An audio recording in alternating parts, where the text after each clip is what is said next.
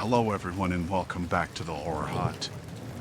Now, I know a lot of you use these videos to sleep, so before you drift off I thought it would be a nice idea if everyone can leave a comment and let me know where you are listening from in the world.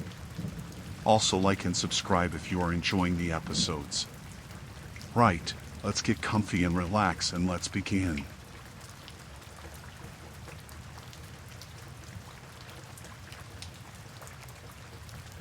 I don't usually go to the doctor unless I have to. I'm not someone who worries about my health too much. But lately, I've been feeling a little off, nothing major, just some weird aches here and there, and thought I'd go in for a routine checkup. It had been years since I'd seen a doctor, and I figured it was about time. I found a new clinic near where I lived. It seemed pretty standard, clean, modern, nothing unusual about it. The receptionist was friendly, asked for my details, and said the doctor would be with me soon. I sat in the waiting room, flipping through a magazine, trying not to think about the fact that I was about to get poked and prodded by a stranger. When my name was called, I stood up and followed the nurse to the examination room. She didn't seem anything out of the ordinary, just a quick hello, and then left me alone with the clipboard full of forms. I filled out the usual stuff: medical history, family history, current medications. Nothing too exciting. A few minutes later, the doctor came in. I had only seen him in passing before. He was tall, in his mid-40s, maybe? Dark hair, a little messy, but he had a warm smile. I guess he tried to look reassuring, but there was something about him that felt off. "Hello, Mr. Grant," he said, shaking my hand. "How are we feeling today?" "Just a bit off, nothing serious," I said, trying to sound casual. "I've been having some aches and pains here and there, so I figured I'd get checked out." "Nothing to worry about, I'm sure," he said with a smile. "Let's get you comfortable and take a look." He motioned for me to sit on the examination table, and I did as he asked. He asked a few basic questions about my health, how I've been sleeping, what I ate, whether I exercised regularly. All the usual questions you'd expect at a checkup. But then, he asked something that threw me off. "Are you married?" he asked, leaning a little closer than necessary. I nodded, feeling a little uncomfortable. "Yeah, been married for about 6 years now." "Do you and your wife spend a lot of time together?" His voice was calm, but there was an edge to it, like he was fishing for something specific. I was taken aback. "What do you mean?" I asked, trying to hide the confusion from my voice.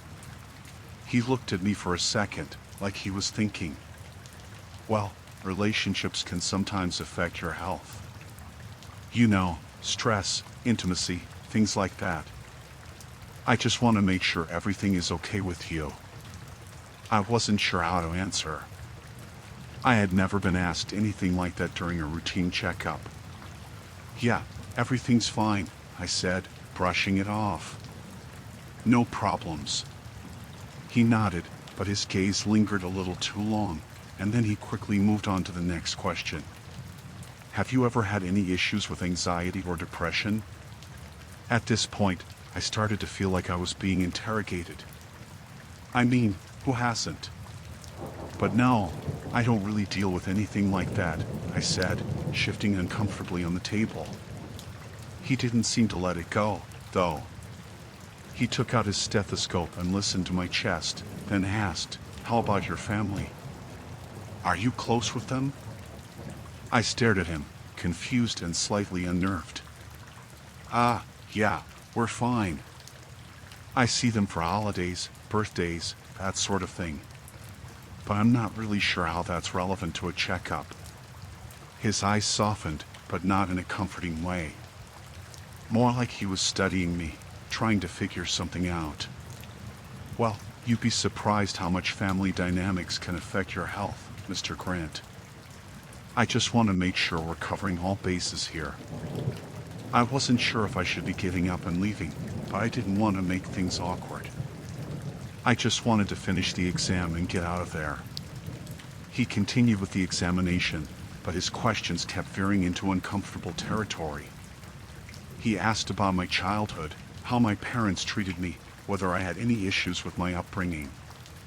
The whole time, I felt like he was prying too much. It wasn't just medical anymore, it was personal. Really personal. When he moved to take my blood pressure, he asked, "Do you ever have trouble sleeping at night? Do you ever wake up in the middle of the night? Maybe thinking about things?" I could feel my face getting flushed. This wasn't normal. I felt the hairs on the back of my neck stand up.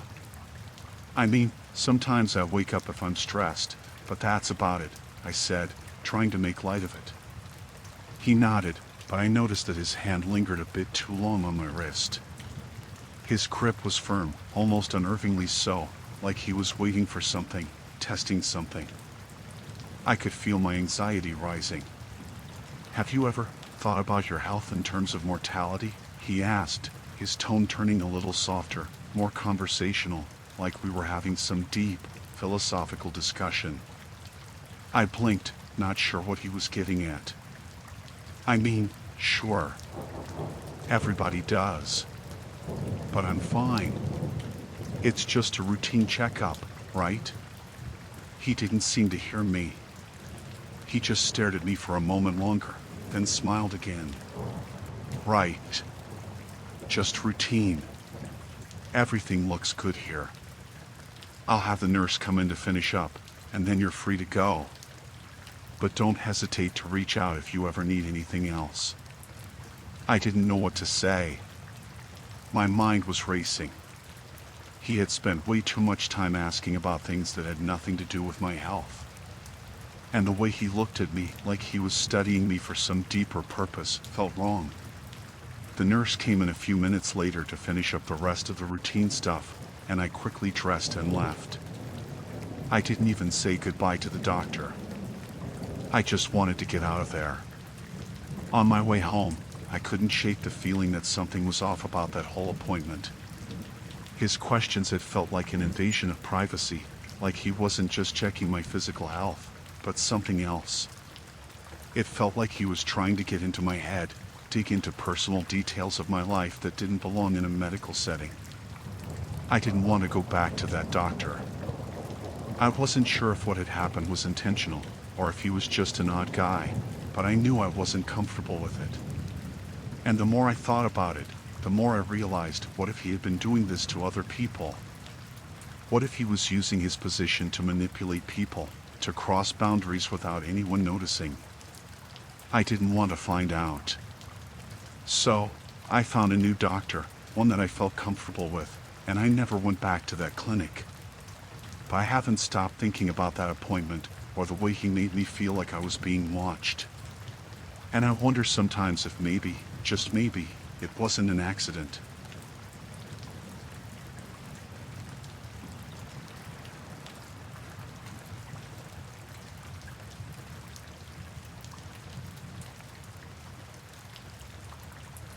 I never thought much about my neighbors. I've lived in the same apartment for a few years now, and the walls are thin, so you get used to the usual noises. People walking, a door slamming, music playing softly through the walls. It's just city life.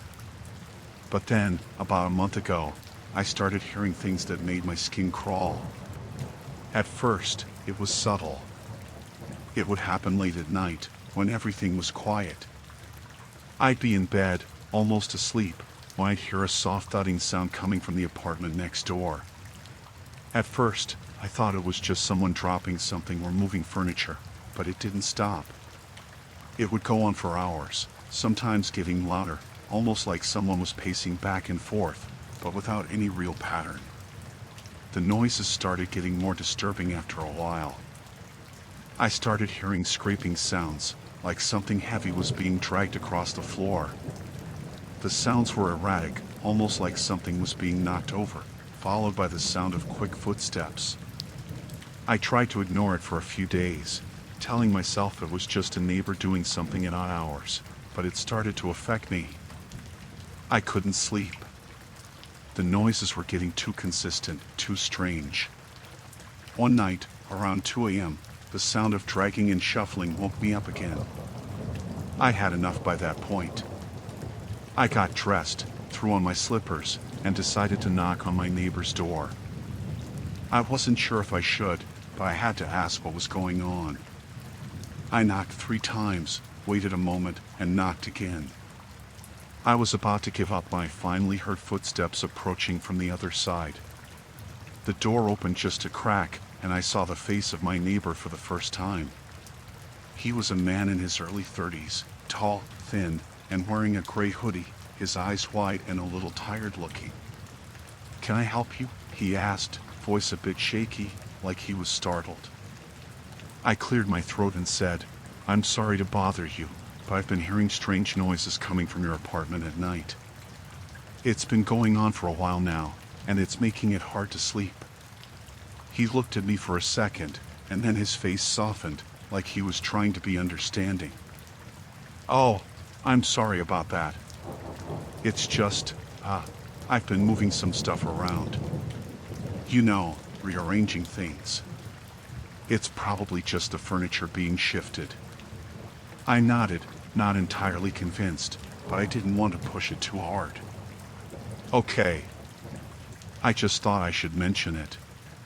It sounds a little strange sometimes, like something's dragging or being knocked over." He smiled awkwardly.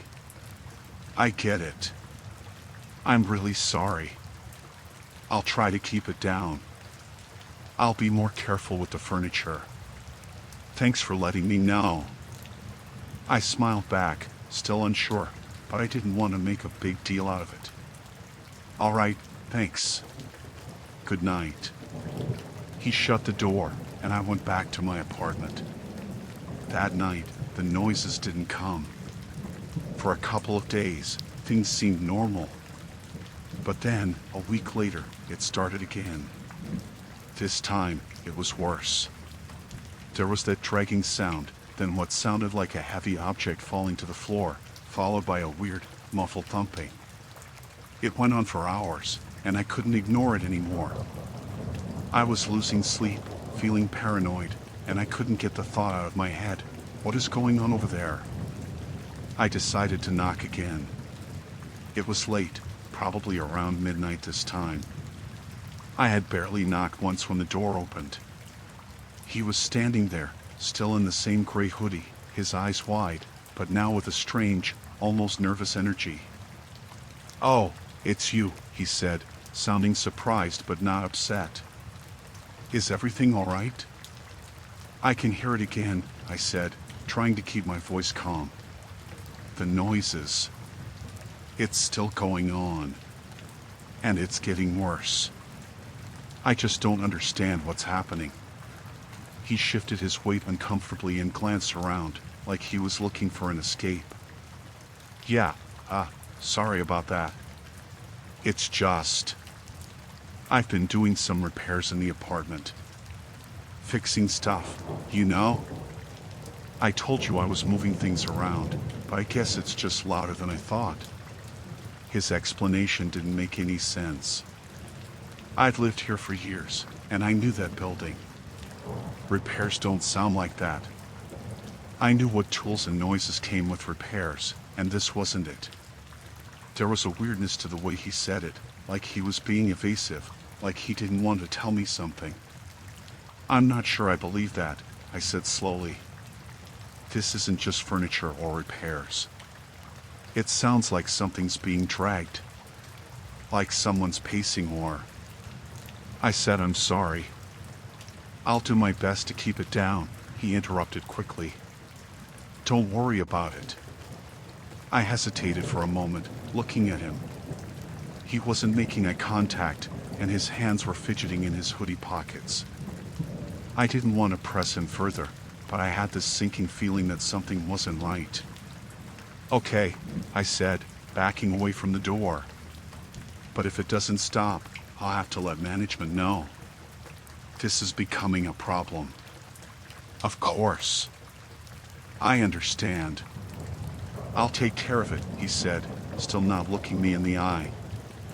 I didn't feel any better. There was something off about him, but I didn't want to escalate it. I walked back to my apartment, but the unease stayed with me. The next day, I was in the kitchen when I heard a knock at my door. I wasn't expecting anyone, and it was already late in the evening. I opened the door, and there he was again, standing awkwardly in the hallway. "Hey," he said, forcing a smile. "I just wanted to check on you. Make sure you're okay with the noise and everything. I didn't want you to feel uncomfortable. I can hear you sometimes through the walls, too, and I didn't mean to disturb you." I felt my heart race. I had only spoken to him twice, yet now he was knocking on my door for no reason, checking on me. It didn't feel right.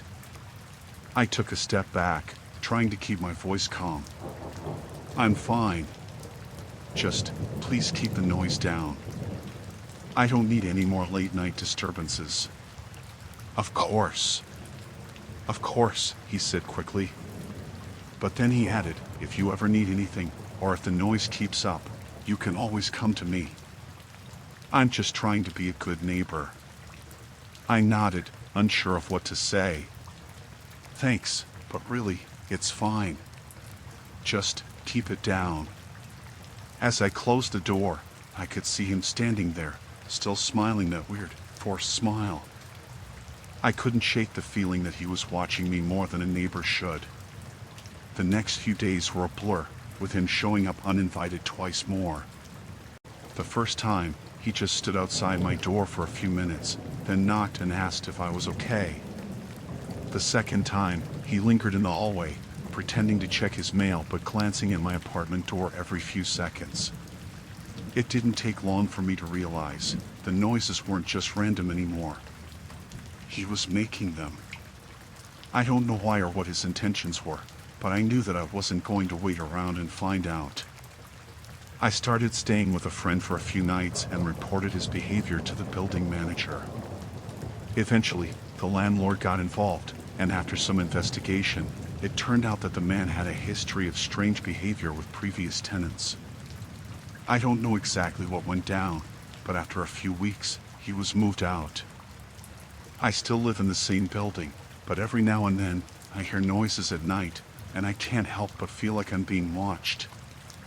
I've learned to trust my instincts now, and I always keep my door locked, just in case.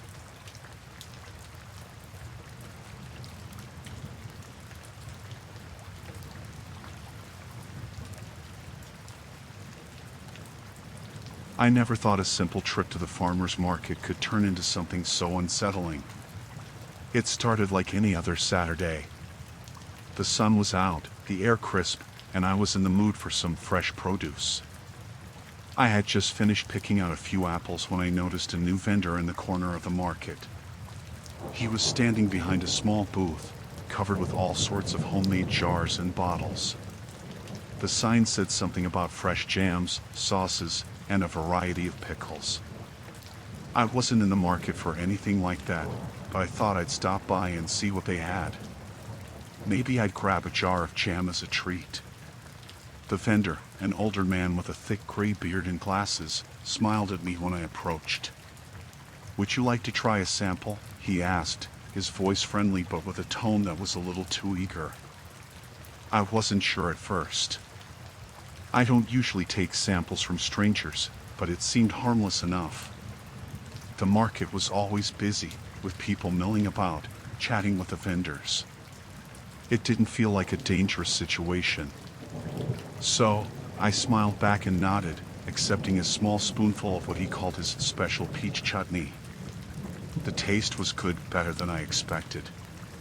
The sweetness mixed with a bit of spice was interesting, but nothing I couldn't make myself at home. "Not bad," I said, smiling politely. He seemed pleased with my reaction. "I'm glad you like it. It's a family recipe, you know," he continued, his voice low and somewhat intimate. "I make everything myself, all by hand." I nodded, still standing there, looking around at the other booths. I didn't want to seem rude, but I also didn't want to get caught in a long conversation. Have you been coming to the market for long? He asked out of nowhere, his eyes narrowing just slightly, studying me. I was a little thrown off by the question, but I answered anyway. Oh, yeah, a few months now. Just started coming more often. He smiled again, but this time there was something unsettling in his expression, something I couldn't quite place. I see, he said slowly, as if processing my answer. Do you live nearby? I felt the hairs on the back of my neck stand up. His questions were getting a little too personal for my comfort. I didn't want to be rude, but I also didn't want to get trapped into some long conversation where I felt obligated to answer more. I tried to give a neutral answer, keeping it vague. I live just a few blocks away, I said, offering the most general response I could think of. Anyway, I think I'll pass on the jam today, thanks for the sample. I turned to leave, but as I started walking, I realized he wasn't going back to his booth. He was walking just a few paces behind me. I thought maybe he was just walking in the same direction, but then I heard his voice again. You know, there's a nice park just down the street, he said. I've seen you around here before. Do you go there often? I looked over my shoulder, surprised that he was still following me. Ah, no, I said quickly, feeling the unease rise in my chest. I usually just walk around the market. Not much of a park person. Ah, I see, he replied, as if studying my every word. What do you usually do when you're not here? Do you work around here? At this point, I started to feel trapped. The questions were coming too fast, too casually, and I realized I didn't know anything about this man except that he sold jams and sauces. I picked up my pace, hoping to get away from him without making it obvious. But he matched my pace, staying just a few steps behind. Just work mostly, I said, trying to sound calm but feeling my heart rate pick up. I'm in marketing. Nothing special. Marketing, huh, he said with a strange laugh. I bet you deal with a lot of interesting people. Do you meet anyone unusual? I froze for a moment, my steps faltering. The question felt too invasive, too personal. It wasn't just a casual inquiry, it felt like he was digging for something. His voice had taken on a different tone, more probing, more intense. I didn't answer. I couldn't think of anything to say. My mind raced, trying to figure out what to do. I looked ahead and saw that I was getting close to the exit of the market. If I could just make it to the parking lot, I could get in my car and leave. I picked up my pace, but now he was too close, and I could feel his presence behind me, like a weight pressing on my back. I didn't want to turn around, but I couldn't stop myself. I glanced over my shoulder again, and this time, his smile was gone. His expression was neutral, but there was something unsettling in the way he was looking at me, like he was waiting for me to say something, to give him an opening. I didn't know how to get away. The market wasn't that big, but there were still too many people milling around. I thought about ducking into one of the nearby shops, but that would just put me in a confined space with him. My stomach twisted in knots as I felt more and more trapped. Just when I thought I couldn't take it anymore, I reached the exit of the market. I quickly walked out into the parking lot, my eyes scanning for my car. But before I could make it to the safety of my car, I heard his voice again. Don't forget to check out my booth again next week, he said, his voice too smooth, too knowing. I'll be here. I didn't even turn around. I just kept walking faster, not stopping until I was safely inside my car, locked the door, and drove away. My hands were shaking as I gripped the wheel, and I couldn't stop thinking about how he knew too much, how he followed me, how his questions had made me feel like he was studying me, like I was a specimen for him to analyze. I haven't been back to the market since then, and I can't shake the feeling that he's watching me, waiting for me to return. I don't know why he followed me or what he wanted, but I don't plan on finding out.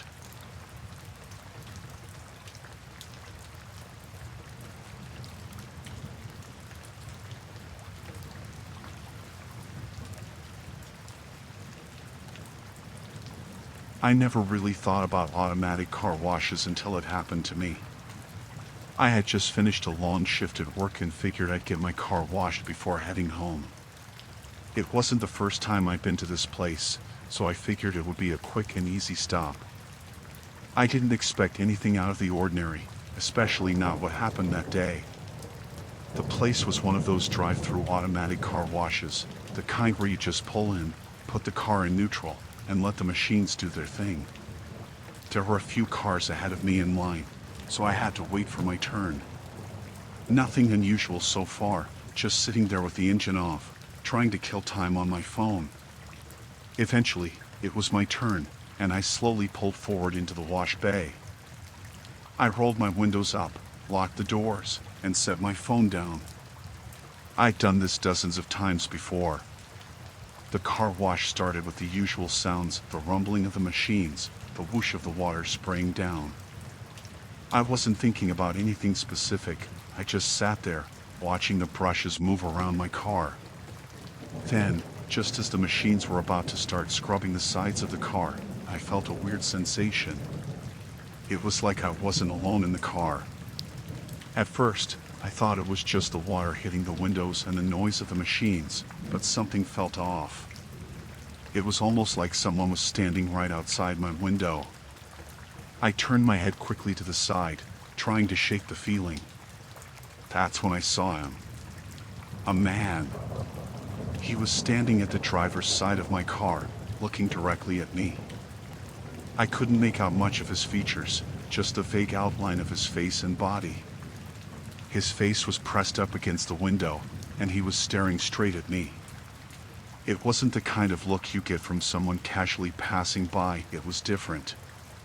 It was intense, almost predatory. I froze. For a moment, I didn't know what to do. My mind was racing. It didn't make any sense. The car wash was fully automated. No one was supposed to be outside the car, let alone that close to it. He didn't seem like an employee, and there was no reason for him to be standing there. I tried to ignore him, hoping he would just go away. I focused on the lights from the machines, the noise, anything to distract me. But then I saw it, his hand. He was trying to open the door. Slowly, carefully, as if he knew I was watching. His fingers wrapped around the door handle, and he pulled. I immediately locked the door again, but it was too late. My heart started pounding. I knew something was wrong. Who the hell was this guy? Why was he trying to get into my car? I looked around, but the other cars in the wash bay were too far away for anyone to notice what was going on. I was completely alone, stuck in the narrow passage with this man. I couldn't move. The car wash had already begun, and there was nowhere to go. I was trapped.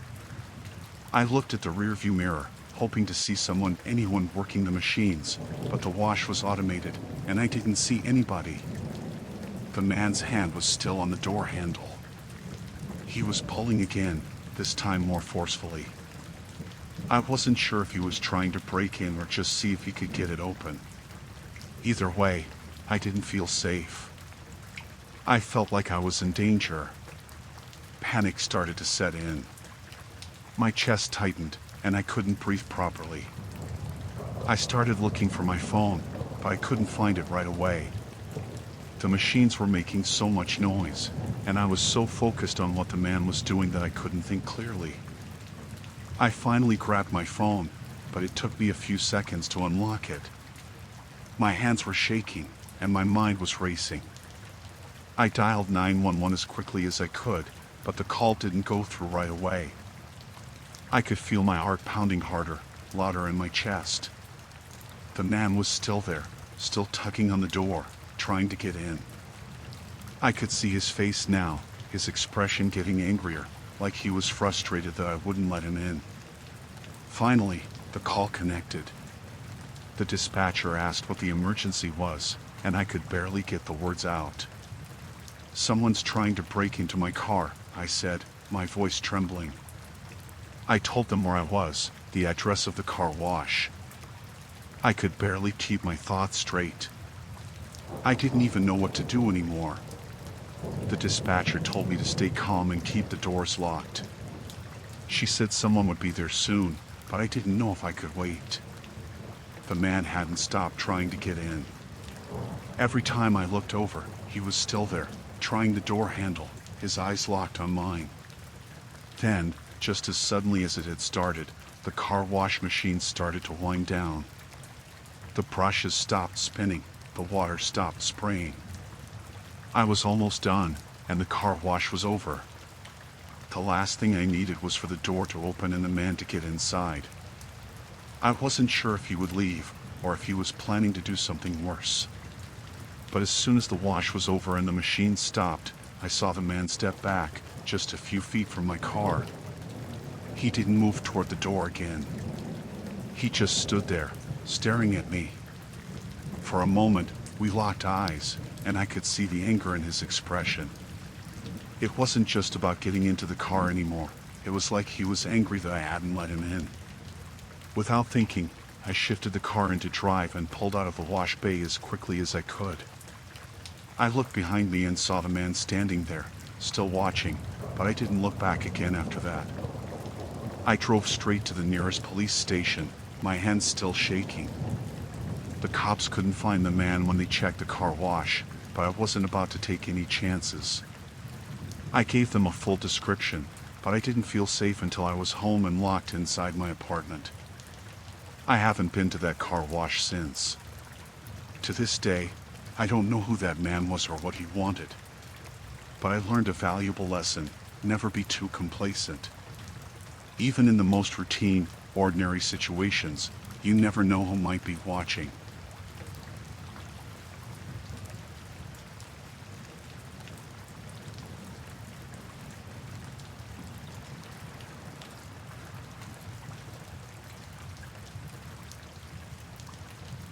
It started out as a regular trip, or so I thought.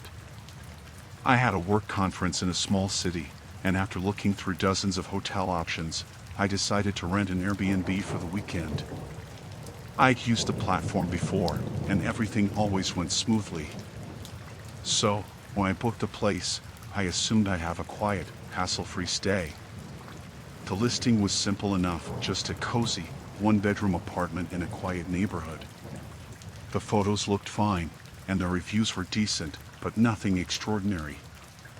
Still, the price was right, and it seemed like a comfortable place to crash after long days at the conference. I arrived late on a Thursday evening. The host, a man in his 40s named Andrew, was very polite when I arrived, which made sense since it's common for hosts to meet guests personally. He showed me around the apartment, gave me a quick rundown of the house rules, and explained how to use the keyless entry system. Everything seemed normal at first. He seemed friendly, almost overly accommodating. I brushed it off as just someone eager to make a good impression. He left shortly after the tour, saying if I needed anything, I could reach him through the Airbnb app or by phone. That was the last time I saw him that night. The first day was uneventful. I spent most of it at the conference, only returning to the apartment in the evenings to relax and rest. But by the time Friday rolled around, things started to feel a little off. Around 11 a.m., I was sitting at the kitchen table, answering emails and sipping my coffee, when I heard a knock on the door. I wasn't expecting anyone. I looked through the peephole, and to my surprise, it was Andrew. I opened the door, confused but polite. "Hey, Andrew, everything okay?" I asked. "Oh, yeah, everything's fine," he said with a smile. "I just realized I forgot to drop off an extra set of towels for you. I'm really sorry about that. I wasn't bothered by it at first." He seemed to be in a hurry, and I assumed it was just a small oversight. He quickly handed me the towels and apologized again. I thanked him, and he left. But later that afternoon, I noticed something strange. I had been working in the living room, and when I walked into the kitchen, I saw that the cabinets were slightly ajar. It was a small detail, but it made me uneasy. I was sure I closed them when I made lunch earlier, but I didn't think much of it.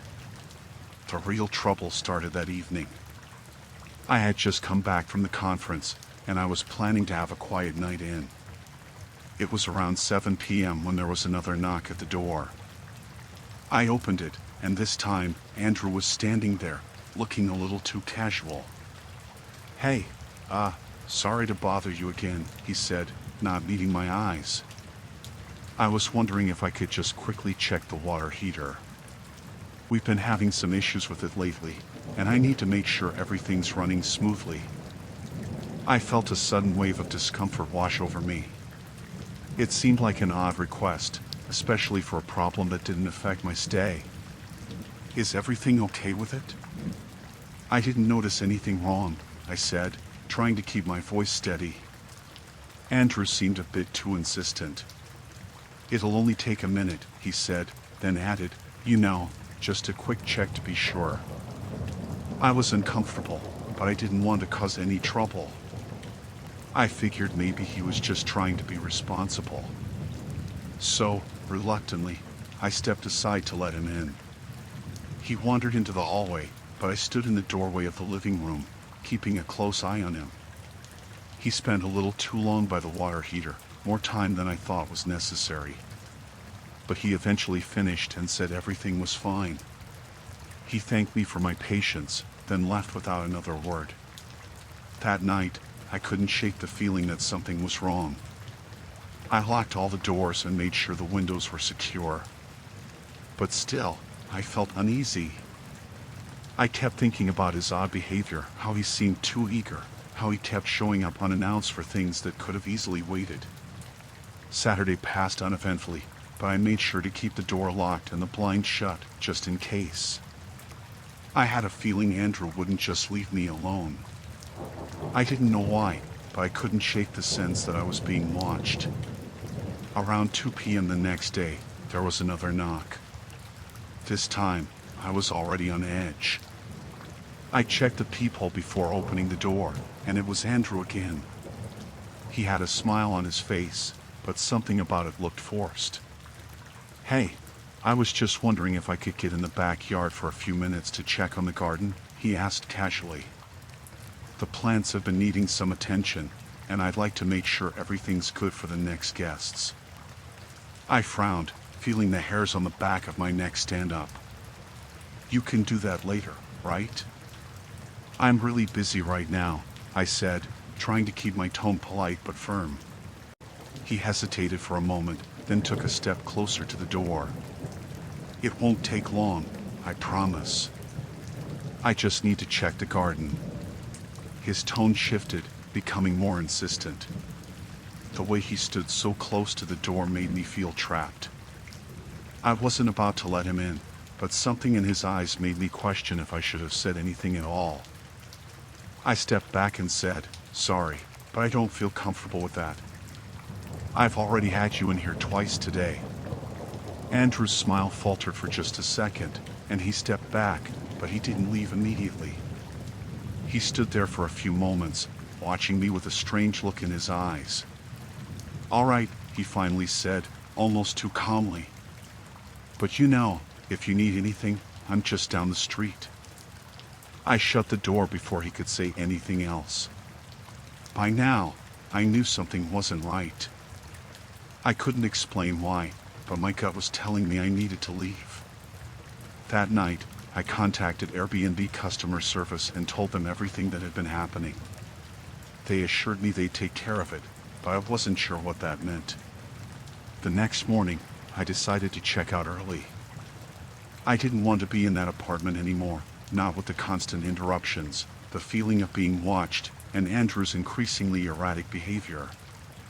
I packed up my things, returned the keys, and left.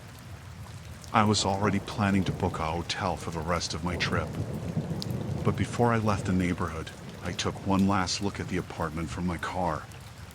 And that's when I saw Andrew, standing in the window of the living room, watching me leave. I don't know what would have happened if I hadn't left when I did. But I do know that I'll never trust a stranger showing up uninvited again. And I certainly won't forget the unsettling feeling of having someone watch me like that, without reason or explanation.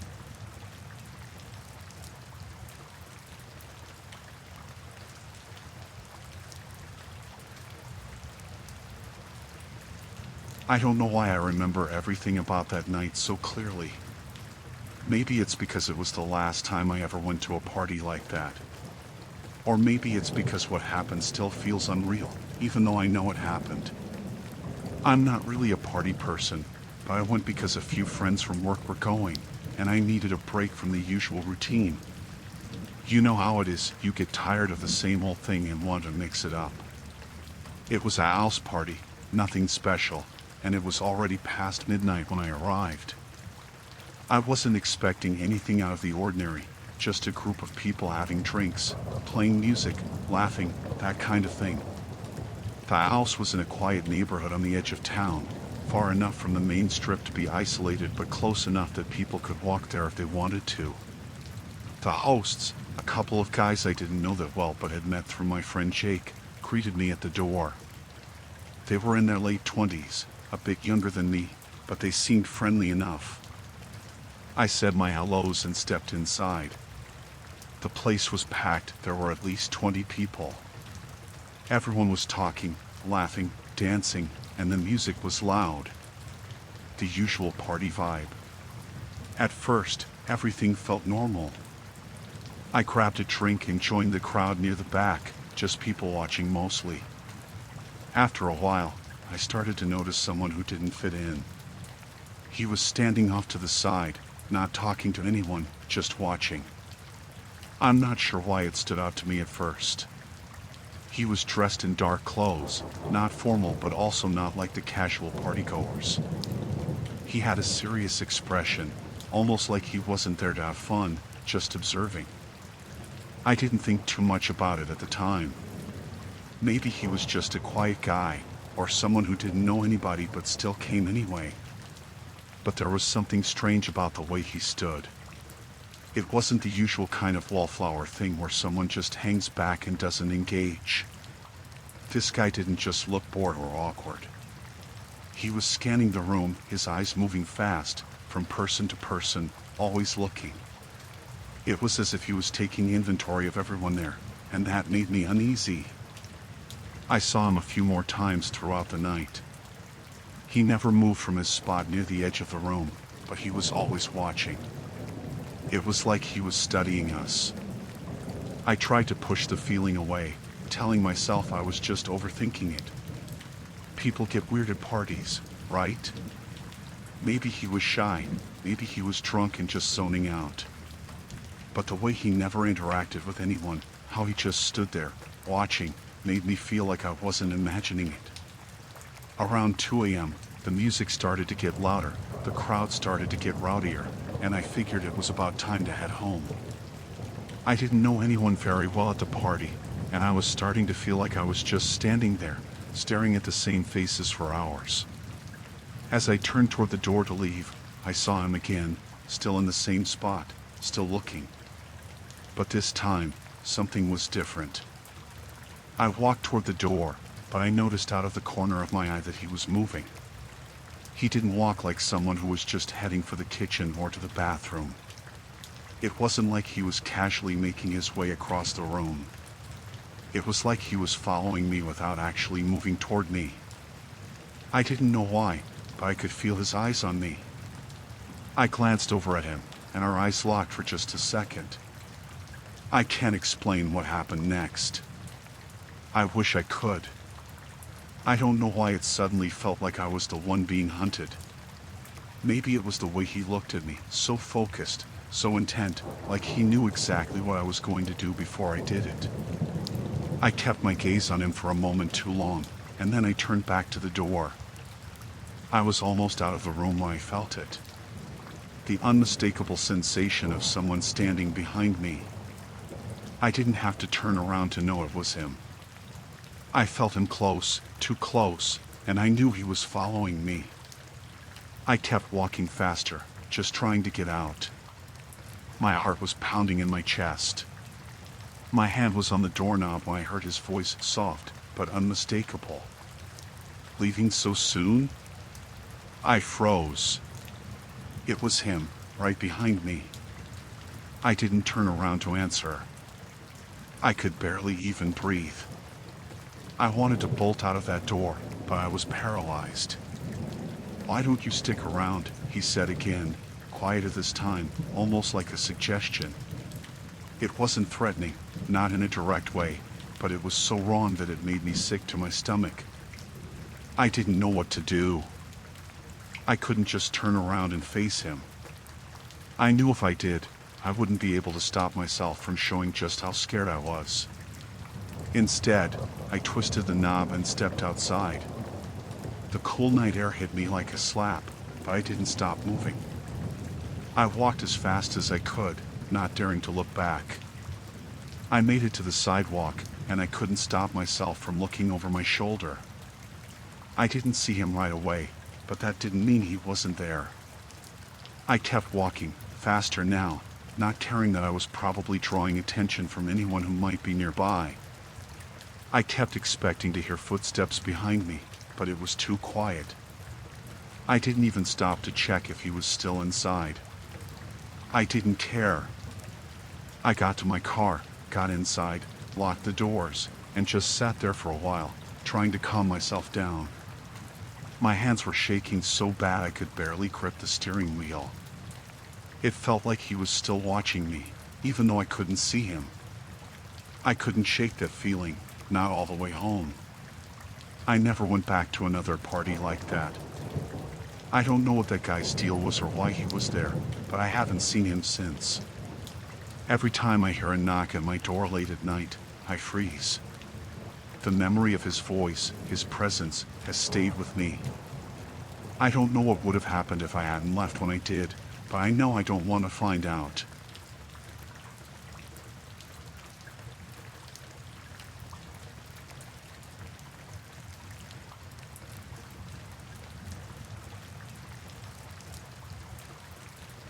I still don't know how I made such a stupid mistake. I was tired, distracted, and not paying attention. I don't have a good excuse, but that's what happened. I live in a big apartment complex, the kind where all the hallways look the same, and late at night, it's easy to get turned around. I had been out running errands, came home, and walked up the wrong flight of stairs. I thought I was on my floor, but I wasn't. When I got to what I thought was my apartment, the door was cracked open. Not wide, just enough to make me stop for a second. I remember thinking maybe I hadn't pulled it shut all the way when I left. That happens sometimes, right? I pushed it open and stepped inside without really thinking. The place was dark except for a faint glow from the living room. I could see the TV was on but muted, playing one of those news channels. The layout was the same as mine, living room straight ahead, kitchen to the left, but something felt off. It smelled different, for one thing. Not bad, just not familiar. I called out, "Hello?" My voice sounded strange in the quiet, like it didn't belong there. No answer. I figured maybe my roommate had left the TV on and gone to bed. That's when I started to notice little details. The furniture wasn't arranged like mine. There was a coat on the back of the couch I didn't recognize. A pair of boots by the door, not mine, not my roommate's. I froze. This wasn't my apartment. My stomach dropped, and I felt this wave of embarrassment hit me. I thought, oh God, I walked into someone else's place. I turned around, ready to bolt back out the door, but before I could move, I heard the lock click. Someone was standing there, just inside the door. I hadn't even heard them come in. It was a man, tall, mid-30s maybe, wearing a heavy jacket like he'd just come in from outside. He was holding a grocery bag in one hand, but he wasn't looking at it. He was looking at me. "What are you doing in here?" he said. His voice was calm, but there was an edge to it, like he was waiting for me to say the wrong thing. I'm sorry, I stammered. I think I made a mistake. I thought this was my apartment. I tried to move toward the door, but he didn't step aside. He just stood there, staring at me, and then he set the grocery bag down slowly, deliberately, like he had all the time in the world. You thought this was your apartment, he repeated. His tone didn't change, but his eyes stayed locked on mine. That's what you're going with? Yes, I said. My voice felt weak, like it wasn't carrying the words right. I live upstairs. I must have gotten off on the wrong floor. I'm really sorry. He didn't respond right away. Instead, he reached behind him and slid the deadbolt shut. The sound of it snapping into place made my heart jump. Then why didn't you leave when you realized it wasn't yours? He asked. I was about to, I said quickly. I swear, I just realized. Don't lie to me, he cut in. His voice wasn't calm anymore. It was sharp, almost angry, but still quiet. He took a step closer, and I stepped back without thinking. My heel hit the edge of a coffee table, and I nearly tripped. I'm not lying, I said. My voice cracked, and I hated how scared I sounded. I swear, it was just a mistake. Please, I'll leave right now. He didn't move for a moment, just kept staring at me. Then he nodded slowly, like he was thinking something over. Okay, he said. If it was just a mistake, let's talk about it. Sit down. I don't need to sit down, I said, trying to sound calm. I'll just sit down. It wasn't a request. He wasn't yelling, but the way he said it left no room for argument. I sat on the couch, my hands shaking, and he stayed standing, just watching me. What's your name? He asked. I told him. My voice felt so small in the silence. And you live upstairs? Yes, I said. Just one floor up. What's your apartment number? I told him, hoping he'd believe me, hoping he'd let me leave. He nodded again, slowly, like he was filing the information away. You know, he said, people don't just walk into the wrong apartment. Not by accident. It was an accident, I said, my voice shaking. I swear. I wasn't paying attention. He tilted his head, studying me like he was trying to decide if I was worth believing. Then he stepped closer, leaning down so we were at eye level. Do you know how many break-ins happen in this building? He asked. His voice was low, almost a whisper. Do you know what people like you do when they think no one's home? I'm not a thief, I said quickly. I promise, I'm not. You think I don't know what you're doing? He interrupted. You think I don't see it? I didn't know what to say. My throat felt dry, and my chest was tight. I wanted to get up, to push past him and run, but I didn't dare move. He stood there for what felt like forever, just staring at me. Then he reached into his pocket, and my stomach dropped. I thought he was going to pull out a weapon, but instead, he took out his phone. He held it up, like he was going to call someone. I should call the cops, he said. Please don't, I said, my voice breaking. I didn't do anything. I swear. It was just a mistake. He stared at me for another long moment, then lowered the phone. Get out, he said. I didn't wait for him to say it again. I got up and moved toward the door as fast as I could without running. My hands were shaking so badly I could barely unlock the deadbolt. I felt his eyes on me the whole time. When I finally got the door open, I stepped out into the hallway and turned back. He was still standing there, watching me, his face completely unreadable. He didn't say anything else, just stood there until I closed the door behind me. I ran up the stairs to my actual apartment and locked the door the second I was inside. My hands wouldn't stop shaking, and my heart felt like it was going to explode. I didn't sleep that night or the night after. Every time I close my eyes, I see his face. I don't know what he thought I was doing or why he let me go, but I haven't been able to stop thinking about it.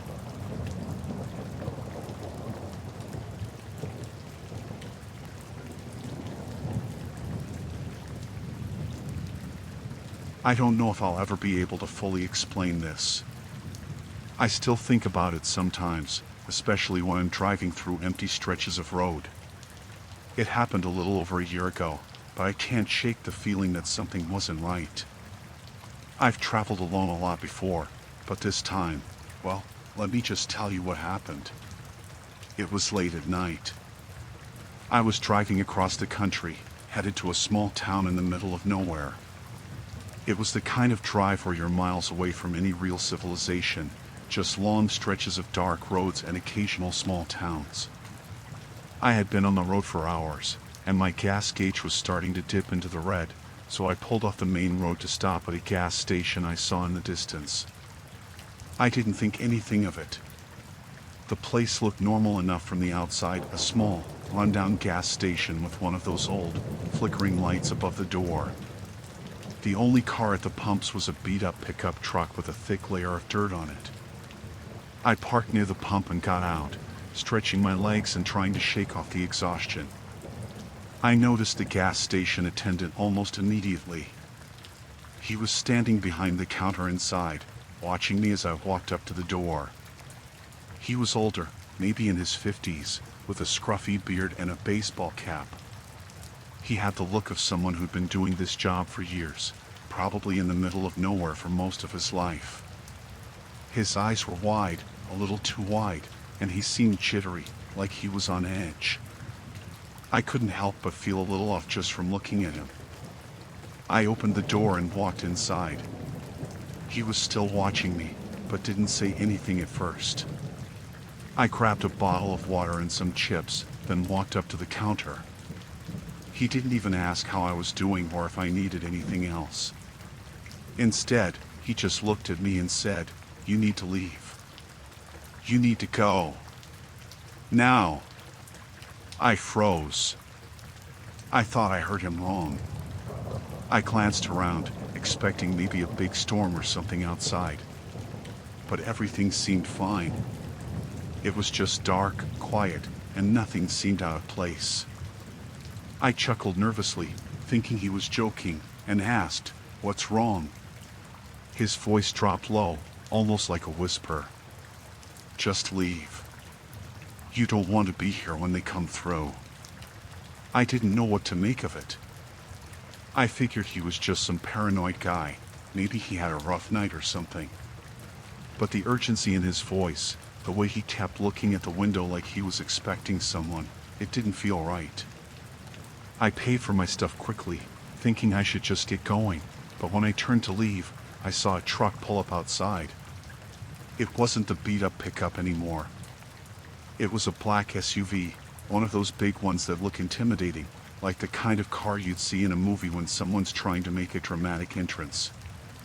It rolled up slowly, stopping just a little too close to my car. I stepped outside, trying to stay calm. My first instinct was to just get in my car and leave. I wasn't looking to get into any weird situation in the middle of nowhere. But as I approached my car, the door of the SUV opened.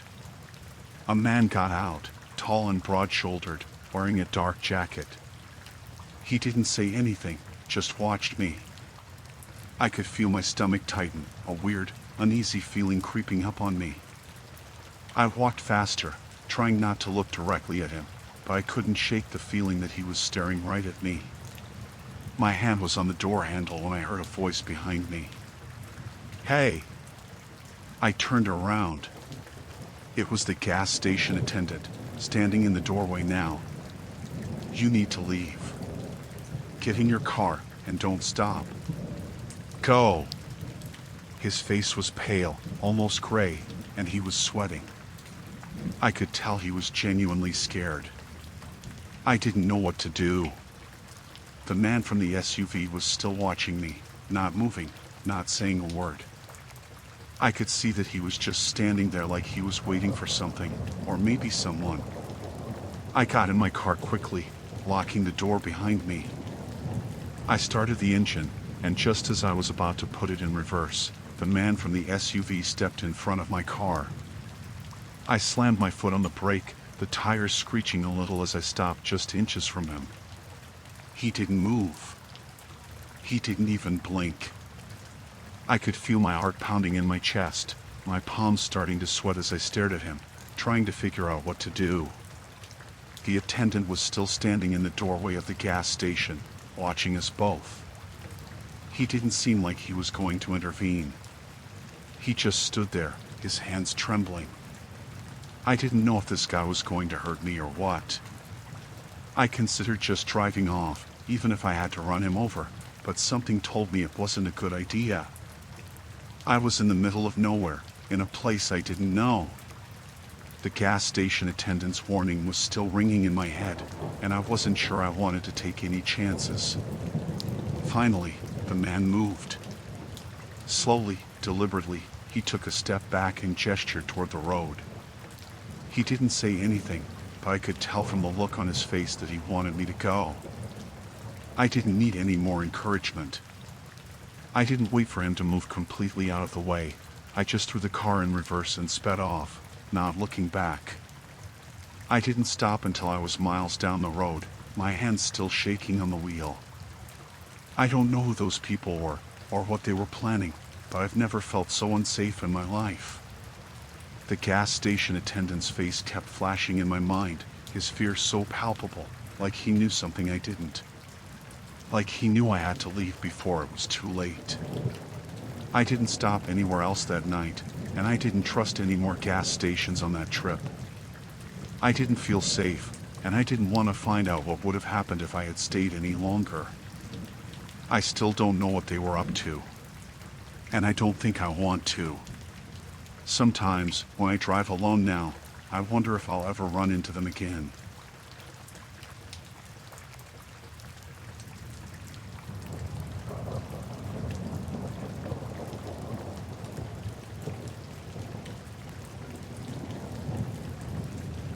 We had been looking forward to this trip for months. It was supposed to be the perfect getaway, just the four of us, out in the wilderness for a weekend of hiking, fishing, and a bit of relaxation. It was a fairly remote site, a campsite that had been reserved in advance. The kind of place where you wouldn't run into too many people, just the peace and quiet of the forest. We arrived a little later than planned, just as the sun was dipping behind the treetops, casting long shadows across the ground. We were all tired, but excited, ready to set up camp. When we pulled into the area, we noticed something right away. It wasn't what we expected. The spot where our camp should have been was empty, but there was something else there, a mess. The tents, all of them, were torn and half collapsed. Some were shredded, others just left in a pile, and there was a faint smell in the air, kind of sour and rotting. We all got out of the truck, staring at the mess. At first, I thought it might have been an animal. Maybe a bear or something had gotten into the camp and destroyed everything. But there was something off about it. It didn't feel right. Maybe it's just an old camp, Mark suggested. He's always the one trying to make light of things. Maybe they didn't clean up or something. But as we looked around, it was clear this wasn't just some careless camp. The food that was left out was rotten cans of beans and tuna, half-open bags of chips, and boxes of crackers. All of it was covered in mold. The smell was unbearable. We walked further into the camp, and that's when I noticed the markings on the trees. They weren't just scratches or random carvings. They were deliberate, almost like symbols, but I couldn't make sense of them. They looked old, but also fresh, like someone had marked them recently. "What the hell is this?" Sarah whispered, pointing at one of the trees. The symbol was crudely scratched into the bark, something jagged and unnatural. We all stood there for a second, unsure of what to make of it. There was no sign of any people around. Just the empty, destroyed camp and the strange markings. I felt uneasy, like we weren't supposed to be there. Mark was still trying to make it seem less alarming, like it was just a coincidence. He suggested we go ahead and set up our camp anyway, even though this wasn't our designated spot. The site wasn't far from where we had planned to camp, so we figured it wouldn't hurt to just stay there for the night. We started unpacking, and that's when we realized something else. There were things missing, small things at first. My lighter, Sarah's small first aid kit, and some of our water bottles. At first, I thought we were just misplacing them, but then I realized someone else must have been here recently. Maybe we weren't the only ones who found this site. I mentioned it to the group, but everyone else shrugged it off. I felt uncomfortable, but I didn't want to be the one to ruin the trip. The sun had almost set, so we started the campfire and decided to have dinner. That's when the sound started. At first, it was nothing, just the usual rustling of the trees and the crackling of the fire. But then, we heard something else.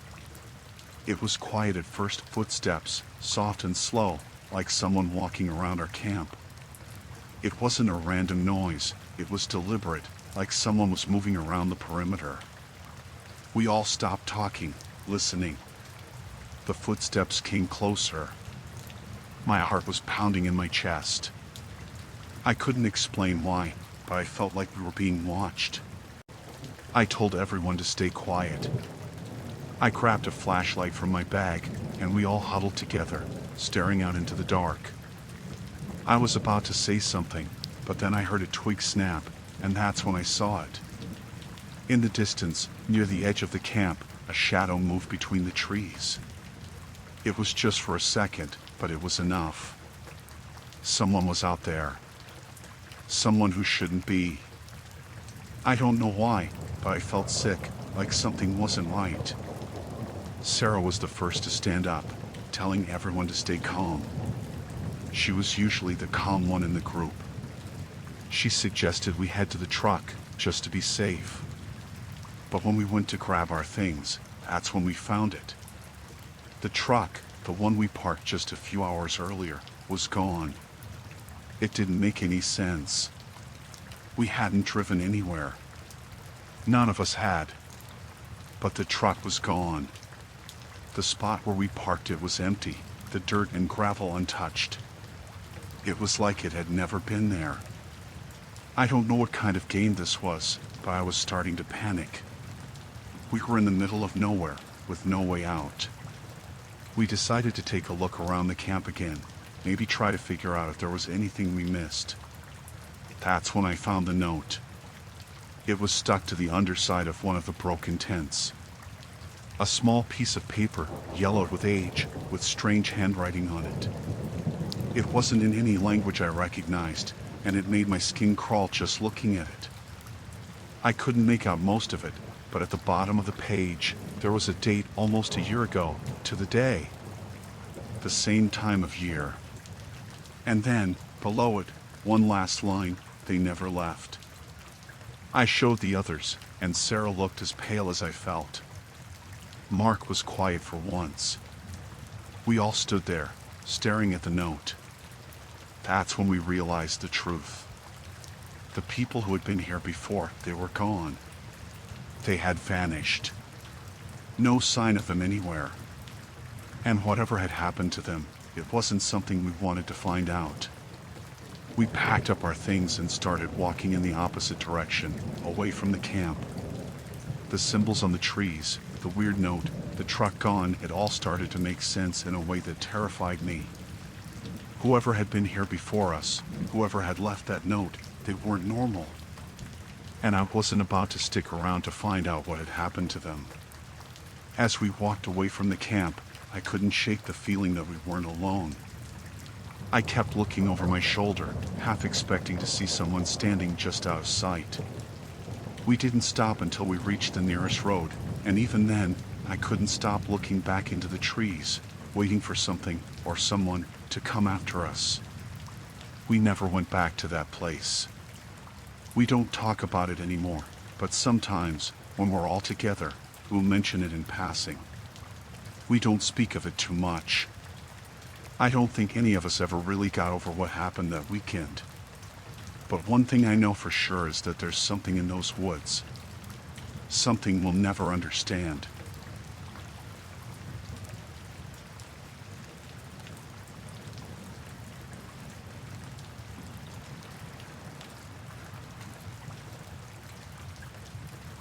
We thought it was going to be a good trip.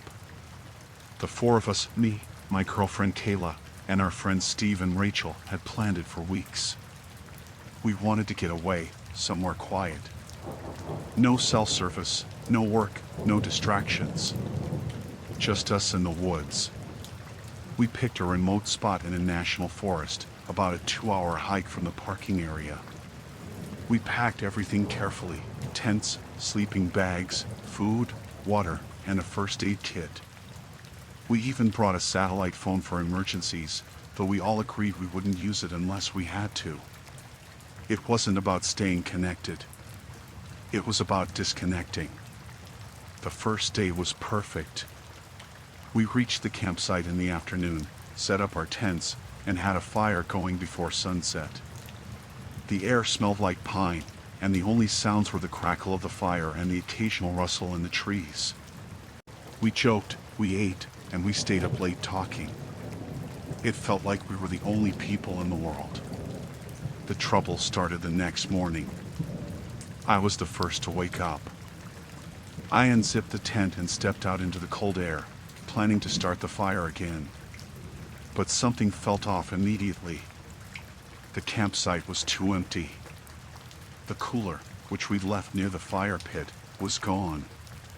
So was the bag with our snacks and cooking gear. At first, I thought maybe an animal had dragged it off. But when I looked closer, I didn't see any signs of that. No torn wrappers, no scattered cans. It was just gone, like someone had picked it up and walked away with it. I woke the others. They didn't believe me at first, but when we checked around the campsite, we realized it wasn't just the food that was missing.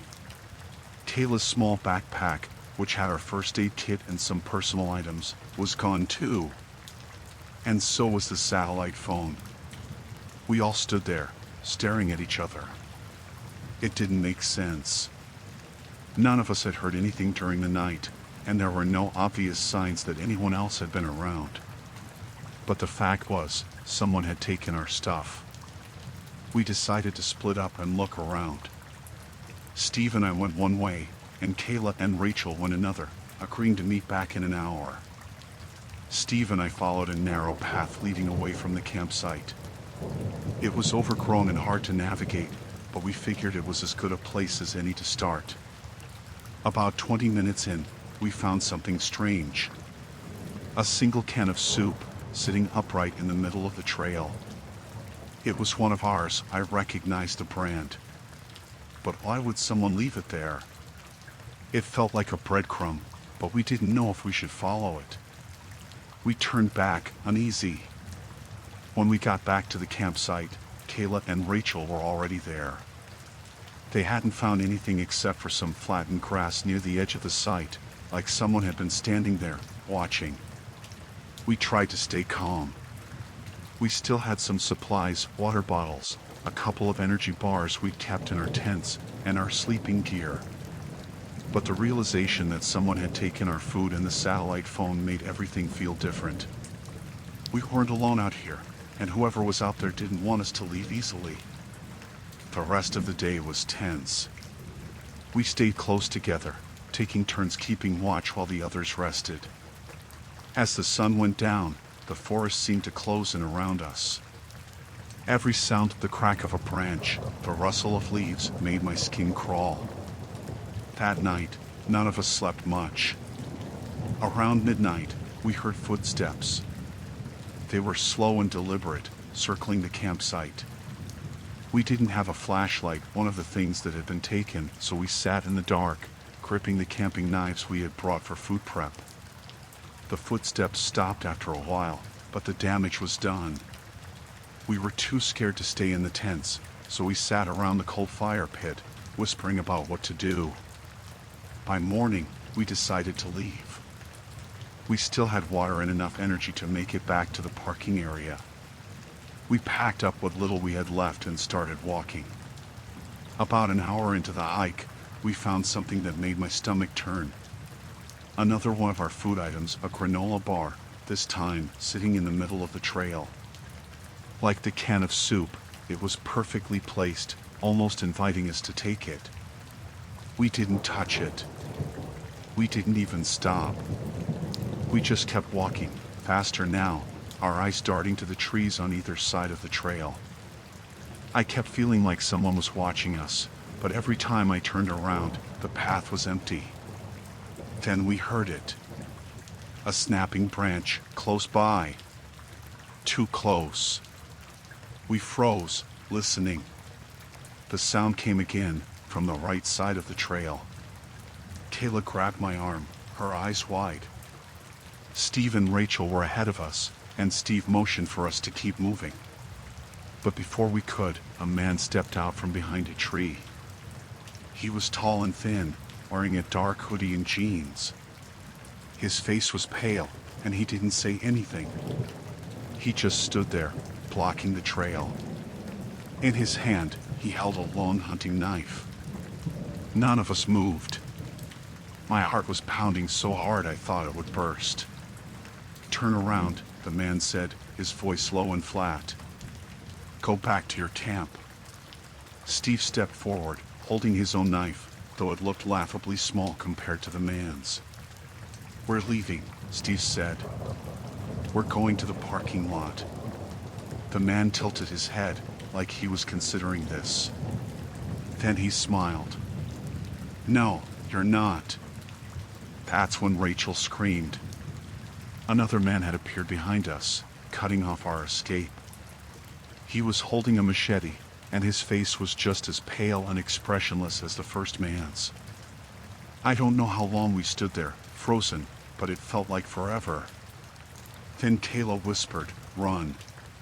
We bolted off the trail, into the trees. Branches whipped at my face and arms, but I didn't care. I could hear the men shouting behind us, their footsteps crashing through the undergrowth. I didn't dare look back. Eventually, we stumbled into a dry creek bed and followed it, hoping it would lead us somewhere safe. The shouting faded, but we didn't stop. We just kept going, even when my legs felt like they were going to give out. By some miracle, we found the parking area. Our car was still there, and we piled in, locking the doors and peeling out onto the road. None of us spoke until we were miles away. We reported it to the park authorities, but they didn't seem surprised.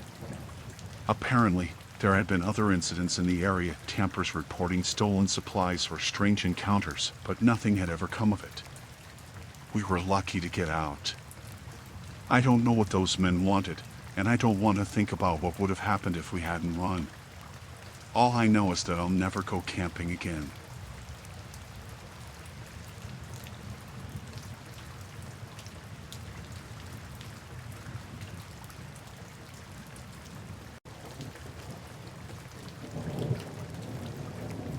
I still can't shake the feeling. The cold, wet air. The sound of my own breath mixed with the pounding rain. And that feeling of someone watching, someone just behind me, every step of the way. It started like any other run. I was out on my usual route, the kind of run I do when I need to clear my head. The rain had been coming down hard all day, and I wasn't about to let that stop me. I had my head up, my shoes splashing through the puddles, and the rhythmic sound of my footsteps in my ears. The world felt distant, the streets quieter than usual, the kind of night where everything seems muffled by the storm. It wasn't until I was about halfway through that I noticed it. At first, I thought it was just the noise of the rain, maybe some stray footsteps from someone else running nearby. But then I realized. The footsteps were too close, too in sync with mine. I tried to ignore it, told myself it was just my imagination, but it didn't stop. Every time I picked up the pace, the footsteps behind me quickened. Every time I slowed down, they slowed too.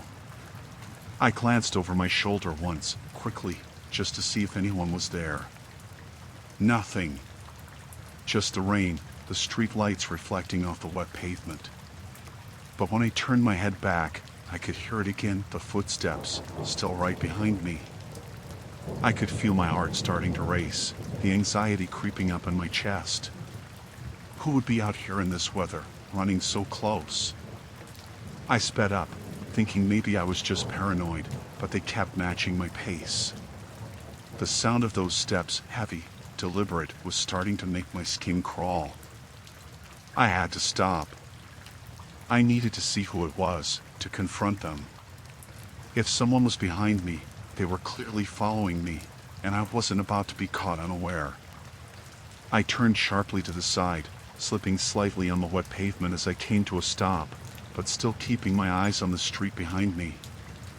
My breath was coming out in clouds, but I couldn't stop looking, couldn't stop listening. For a moment, I heard nothing. No footsteps, no movement. The rain kept falling, louder now, the only sound in the empty street. Then I heard it again. The footsteps. But this time, they were closer. I tensed, standing there in the rain, just waiting. My nerves were shot, every muscle in my body screaming for me to either run or confront whoever it was. I chose to turn around and face whatever was coming. And there he was. A man, just a few feet away, standing in the rain, looking at me with this intense, unsettling stare. I couldn't see much of his face. He had a dark hoodie pulled up over his head, the fabric soaked through. His hands were shoved deep into the pockets of his jacket, but I could tell his posture was stiff, almost like he was waiting for something. I took a breath, trying to stay calm. "You following me?" I asked, my voice shaky but firm. The man didn't answer at first. He just stood there, staring at me. I felt the tension between us building, something in the air thickening with the promise of something bad. My pulse was racing, and I could feel my legs starting to shake. But I wasn't about to let him see that. Finally, he spoke. His voice was low, almost a growl. "You're in my way." I didn't know what he meant by that. I didn't know if he was talking about the street or something else, but his tone was all wrong. There was no reason for him to be this close, this intense. I didn't know if he was threatening me or just crazy, but I knew I had to get out of there. I took a step back, trying to put some space between us. "I'm just running. I don't want any trouble," I said, keeping my voice as calm as I could, though inside, I was panicking. The man didn't move. He just stood there, still staring at me. And then, before I could even think, he took a step forward. It was sudden, fast, and without warning. I froze, my feet rooted to the wet pavement. "What do you want?" I demanded, louder now, more desperate. I had to keep control. I had to. I wasn't about to get caught in this situation. But as I stepped back again, he took another step closer, closing the distance between us. The man's eyes narrowed. "I'm not done with you," he said, each word dripping with something dark, something threatening. I turned and ran. I didn't think about it, didn't hesitate for a second. I bolted down the street, heart pounding in my chest, every step faster than the last. The sound of the rain in my ears, the sloshing of my shoes in the puddles, none of it mattered. I couldn't hear anything but my own frantic breath and those footsteps, now echoing in time with mine. He was still behind me. I could hear him gaining on me. I didn't look back. I couldn't. But I could feel his presence, like he was inches away, waiting for the right moment to grab me. The rain was coming down harder now, a blur of water, and I could barely see. My legs burned with the effort, but I couldn't stop. Not now. Now I had no idea what this man wanted or how far he was willing to go. I turned down a side street, hoping to lose him, hoping he would just give up and turn away. But the footsteps didn't stop. They were right there. Closer now. I didn't know what he would do when he caught me. I didn't want to find out. I spotted a row of houses up ahead, the lights from the windows offering a glimmer of safety. I pushed myself harder, pumping my legs, not daring to slow down. I was almost there. I was almost safe. Then, just as I reached the sidewalk near the houses, the footsteps stopped. The sound of them, the heavy, deliberate steps, just cut off. For a second, I thought maybe he had given up. I didn't want to risk looking back, but something told me that it was too quiet now. Too still. I slowed my pace, but I didn't stop. I kept walking, the anxiety still crawling under my skin, the feeling of being hunted lingering in the air. And just as I was about to turn the corner, I heard the voice again. Low. Menacing. You can't run forever. I didn't stop running until I was inside the first house I found, knocking frantically on the door, not even caring if I looked crazy. When the door opened, I practically collapsed, still shaking, still drenched from the rain. The woman who answered looked at me in confusion, but when I explained what had happened, she let me in without a word. I don't know how I made it through the rest of the night, but I did. I never saw the man again. But I can't stop thinking about him, about the way he followed me, about the way he spoke, like it wasn't just about running anymore. I don't know if he was just trying to scare me or if he had something worse planned. But the whole night feels like a blur, just the sound of rain and footsteps, and his voice. I haven't gone for a run since.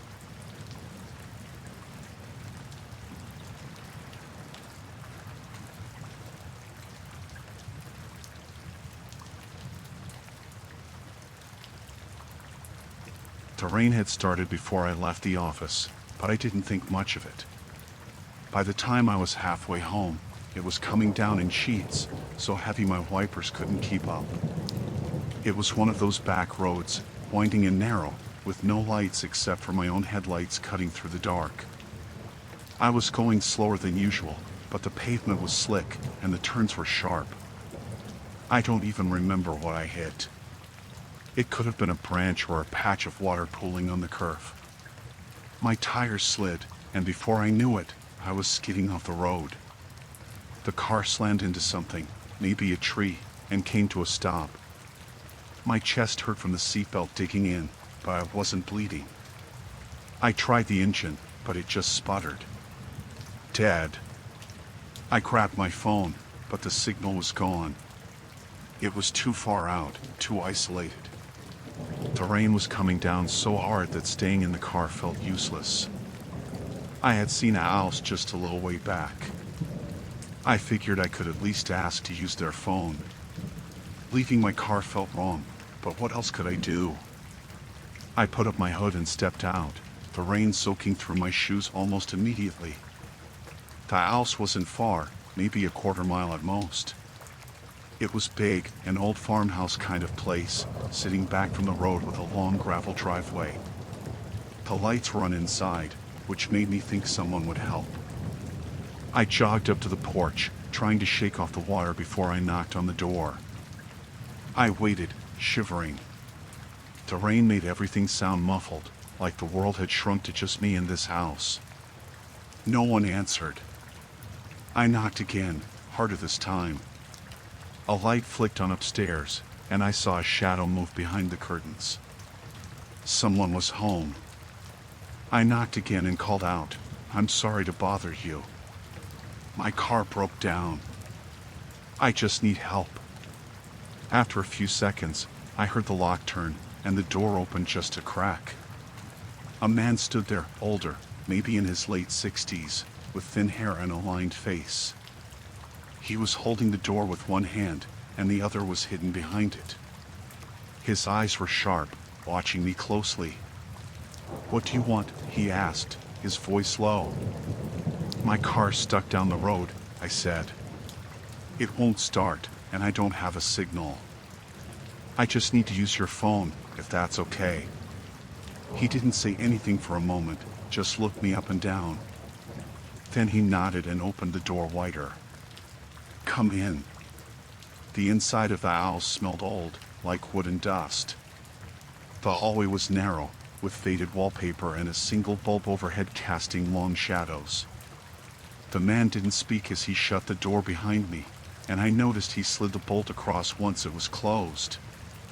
It felt strange, but I told myself it was just an old habit. "The phone's in the kitchen," he said, motioning down the hall.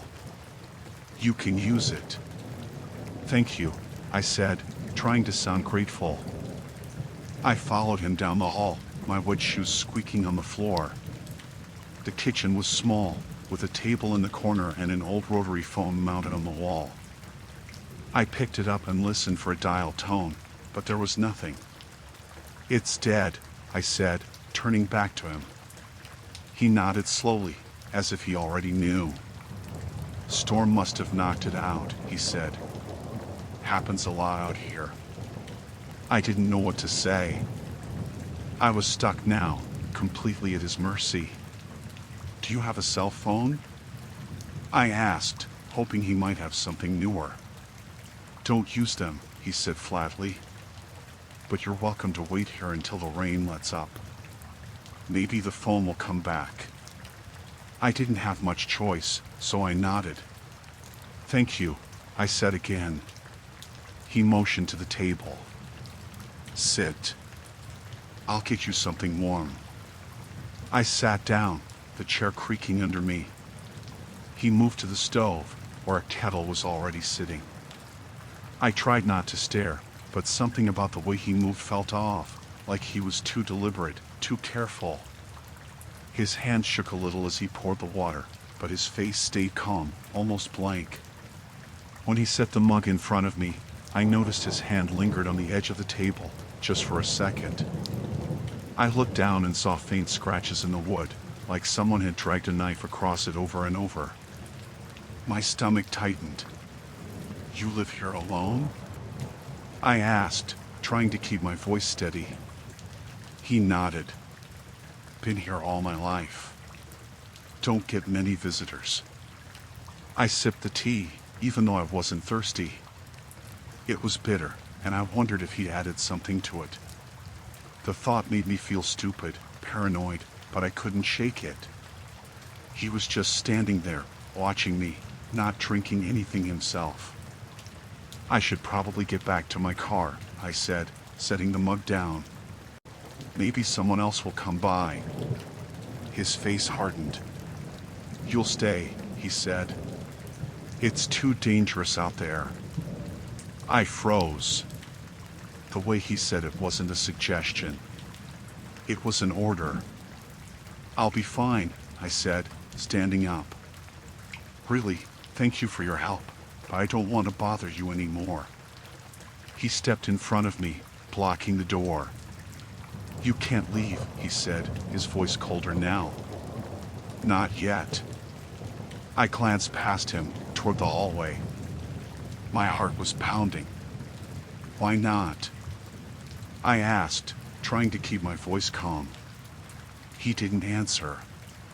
Instead, he reached into his pocket and pulled out a knife. It wasn't big, but it was sharp, and he held it like he knew how to use it. "Sit down," he said.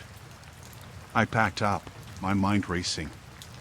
The window over the sink was small, but I thought I could fit through it if I had to. The rain was still pounding outside, and the glass was fogged up, but it was better than staying. "I don't want trouble," I said.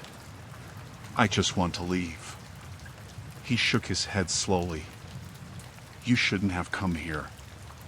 Before he could move, I grabbed the mug from the table and threw the hot tea at him. He screamed, clutching his face, and I bolted for the window. The latch was stiff, but I forced it open and scrambled through, landing hard in the mud outside. I ran, not looking back, slipping and stumbling in the rain. I could hear him shouting, but his voice faded as I put more distance between us. When I reached the road, I didn't stop. I kept going until I saw headlights in the distance. I waved my arms, desperate, and the car slowed. A woman rolled down her window, looking concerned. "Are you okay?" she asked. "Please," I said, breathless. "I need help. There's a man back there, he has a knife." She unlocked the door, and I climbed in, shaking and soaked. She called the police as we drove away. I told them everything, but when they went to the house, it was empty. No sign of a man, no sign of anyone. I don't know where he went, but I still think about that night. About what could have happened if I hadn't gotten out.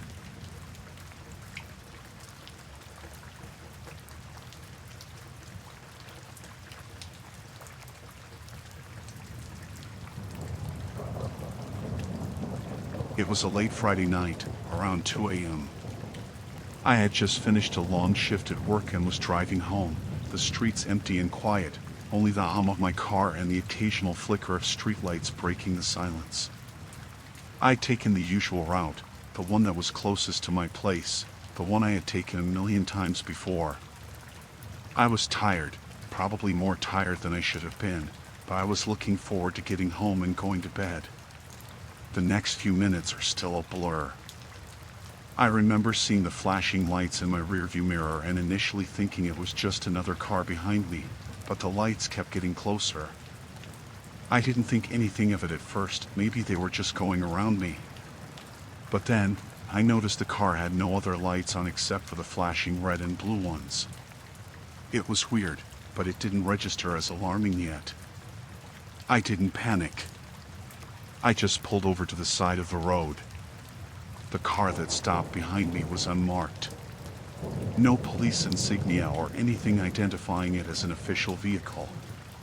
But the lights were enough to make me believe it was a cop, even though I could tell something wasn't quite right. The person who got out of the car was wearing a dark uniform, and their headlights illuminated their face just enough for me to make out the white shirt collar underneath. But he was wearing no badge. It felt strange, but I assumed it was some off-duty officer or maybe a state trooper. He approached my window and I rolled it down, trying to stay calm. I wasn't nervous at first. I'd been pulled over before, so this felt like any other traffic stop, even though I couldn't shake the odd feeling in my stomach. "Do you know why I stopped you?" he asked in a deep voice, leaning toward my window. I could smell something faint on his breath, but it wasn't alcohol, more like a faint musk of cologne or maybe a cigarette. I shook my head. I had no idea. "You were speeding," he said. "License and registration." I nodded and reached for my purse. I wasn't thinking much about it, just the usual stuff you do when you're stopped by a cop. I fumbled a little as I grabbed my license and my insurance card, handing them over to him. He didn't say anything for a moment as he looked at them. That's when the unease started creeping in. His hands were unusually rough, and when he glanced at my license, his eyes lingered on it a little too long. "I'm going to need you to step out of the car," he said, his voice suddenly sharper. I didn't question it. Maybe he just wanted to talk to me on the side of the road, I thought. It was late, and maybe he wanted to make sure I wasn't intoxicated or something. Still, something about the way he said it didn't sit right with me. But I was tired, and I didn't want to argue. I reached for the handle and opened the door. I had barely stepped out of the car when I felt a hand on my arm. It wasn't gentle, it was firm, almost rough, and it sent a shock of adrenaline straight through me. I stopped immediately, my heart racing. "You need to step away from the vehicle," he said, his tone changing again, colder. There was a shift in his body language, and for the first time, I felt truly alarmed. "Is everything okay?" I asked, my voice shaky now. I mean, why am I getting out of the car? He didn't answer right away. He just kept holding my arm, and the grip tightened. My mind was racing, and I could feel my pulse in my throat. This was not right. No officer had ever made me step out of my car like this, especially in the middle of nowhere. "I'm just following procedure," he said, though his words sounded rehearsed, like he was trying to make it sound official. But something in his eyes made my stomach churn. It wasn't the look of a cop, it was the look of someone who had an agenda. His pupils were too wide. His breathing was too slow, too controlled.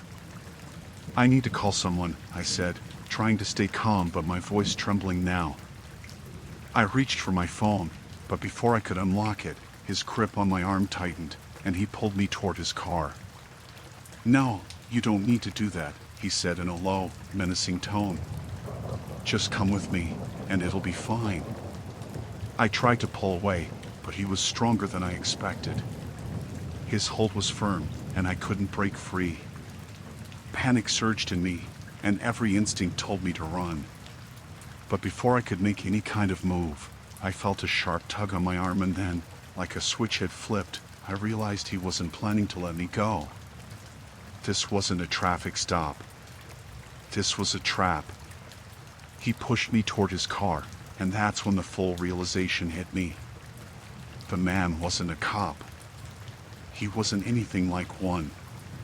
He didn't have a badge, he didn't have a radio, and his car wasn't an official police vehicle. It looked like a plain black sedan, just another random car in the night. I kicked and screamed, finally managing to pull my arm free. I didn't know what else to do. I was terrified. The car behind him was parked too far to reach for help, and the road was completely empty. No one would hear me. My mind raced, and everything seemed to slow down, but in that moment, I knew I had to get away. I took a deep breath, ignored the pounding of my heart in my ears, and ran. I didn't look back. I didn't care about anything except getting to safety. I sprinted as fast as I could, my feet hitting the asphalt harder with each step.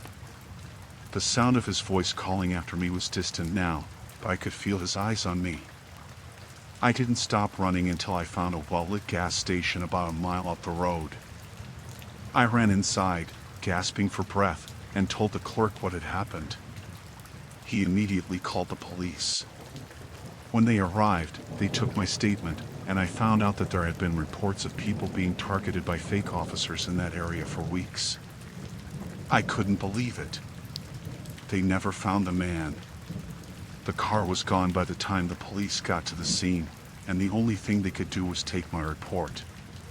But I couldn't shake the image of his eyes, that cold look in his gaze, and the way he gripped my arm. I still get chills thinking about it. I haven't driven at night alone since that incident. I don't know who he was or what he wanted, but I'm just thankful that I got away. It still haunts me, though. The fact that I was so close to something terrible happening, and I didn't even see it coming.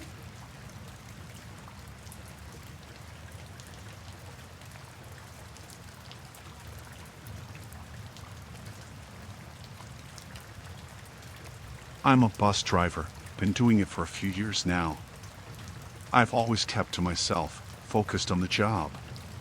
The route I drive isn't anything special, it's mostly local commuters, a few regulars, some tourists. I've gotten used to the faces, the people who get on and off at their usual stops. It's a predictable job, and I liked it that way. That was, until I noticed him. It started out normal enough, just another day at the wheel, but there was this one guy. He was tall, maybe in his late 30s or early 40s, always wearing a jacket and jeans, even on the hottest days. I couldn't tell much about his face. He always kept his head down, usually staring at his phone or a book, but I'd see him from the rearview mirror. At first, I thought nothing of it. But then it became weird. Every time I looked in the mirror, I'd see him sitting in the same seat, right near the back, a few rows from the exit. He'd get on the bus at the same stop, at the same time, and he never got off. The other passengers would get off at their stops, a few people would board, but this man? He stayed. He stayed for the whole route. At first, I thought maybe he had nowhere to go or was just lost in thought. But after a few days of it, I started getting this feeling in the pit of my stomach. He never spoke to anyone. He never even moved from that seat unless the bus made a stop. And even then, it was just a slight shift in his posture, as if he was making sure no one took the seat beside him.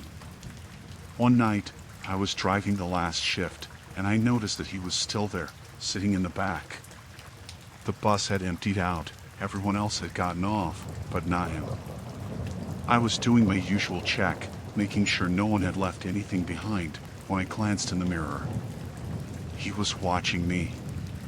Not in a subtle way, but in a way that felt almost too obvious. I looked away, pretending I didn't notice, but I could feel his eyes on me. The thing is, I wasn't sure what made me more uncomfortable, the fact that he was still there, or the fact that I couldn't remember when I had started noticing him.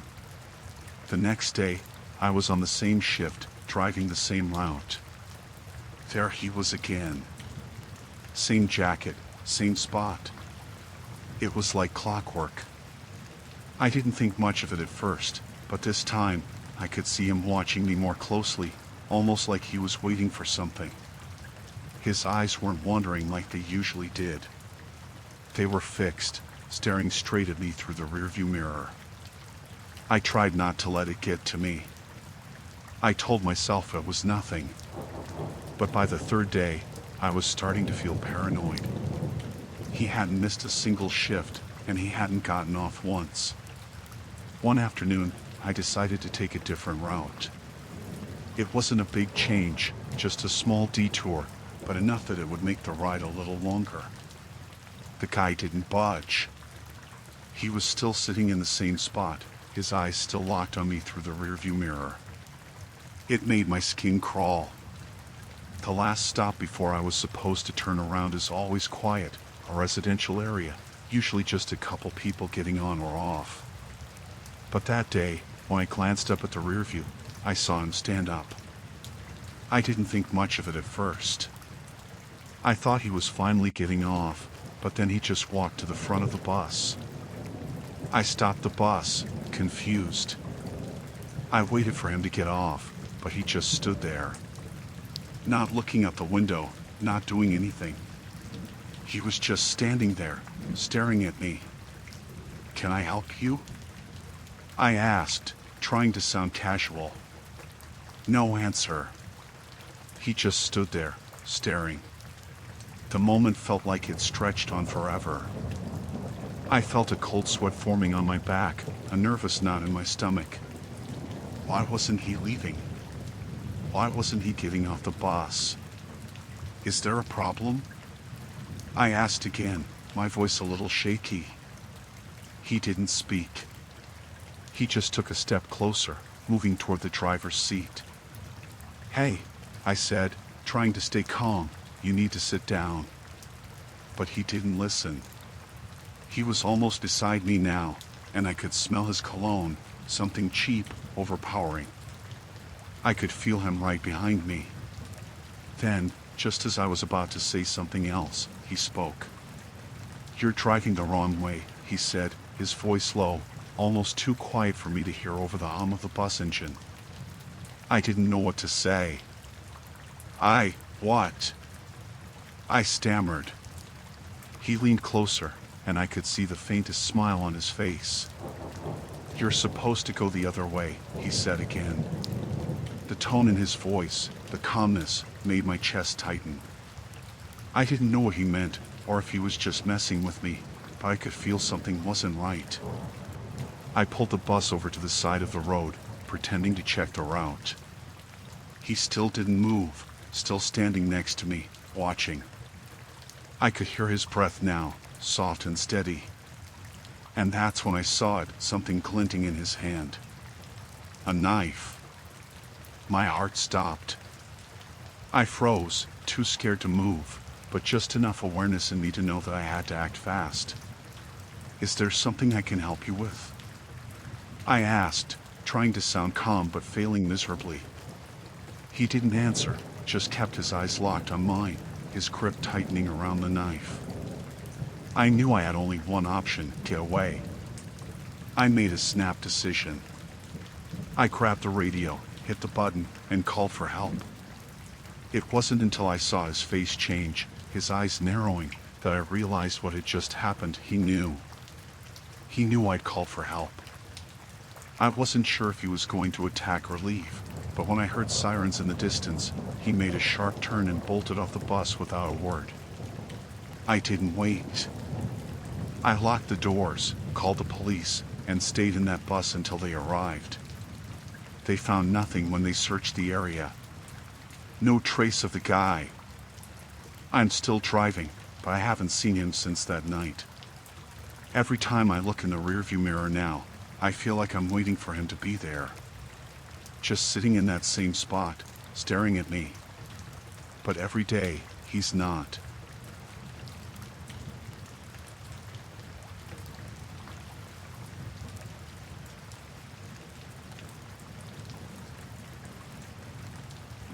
It was a job like any other, or at least that's how I thought it would be. The call came through on a Tuesday afternoon. The man on the other end sounded polite enough, though his voice had a certain edge to it. He told me he needed someone to fix a few things around his house, some broken windows, a door that wouldn't latch properly, and a couple of minor things here and there. He said the house was remote, out by the woods. He asked if I could come by the next morning. I told him it'd be no problem. The pay was good, and it sounded like a simple enough task. I had no idea how wrong I was. I arrived at the house around 9 a.m. the next day. It was the kind of house that looked like it hadn't been touched in years, but not in a charming, old house way. The yard was overgrown, the paint chipped, and the windows were grimy, half covered in dirt and grime. The air around the house felt still, like no one had been there in a long time. I knocked on the door, but there was no answer. I knocked again, a little louder this time. After a few moments, I heard footsteps approaching from inside. The door opened, and there he was. The man didn't look like much. He was in his late 50s, maybe early 60s, tall but thin, with a rough face that seemed to have seen its share of hard days. His eyes were too intense, though. They looked like they were watching me more than they were looking at me. He didn't smile, just nodded and said, "You're here for the repairs?" I nodded, feeling a slight unease, but brushed it off. "Yep, that's me. You mentioned a few things around the house that need fixing?" He stepped aside and motioned for me to come in. Right. Just a few things. I'll show you around." As I stepped inside, the first thing I noticed was how quiet it was. I mean, it was too quiet, like the house itself was holding its breath. It was cold too, and not in the normal old house way. There was no warmth to the place, no life, just the smell of dust and something else, something I couldn't quite place. He led me through the house, showing me the various spots that needed attention. I didn't ask too many questions. I've been doing this long enough to know that not everyone wants to talk during repairs, and I didn't think much of it. I was just there to get the job done and move on. We went into the back room where the broken windows were. I started looking over the damage, getting my tools ready. The man stood by the door, watching me.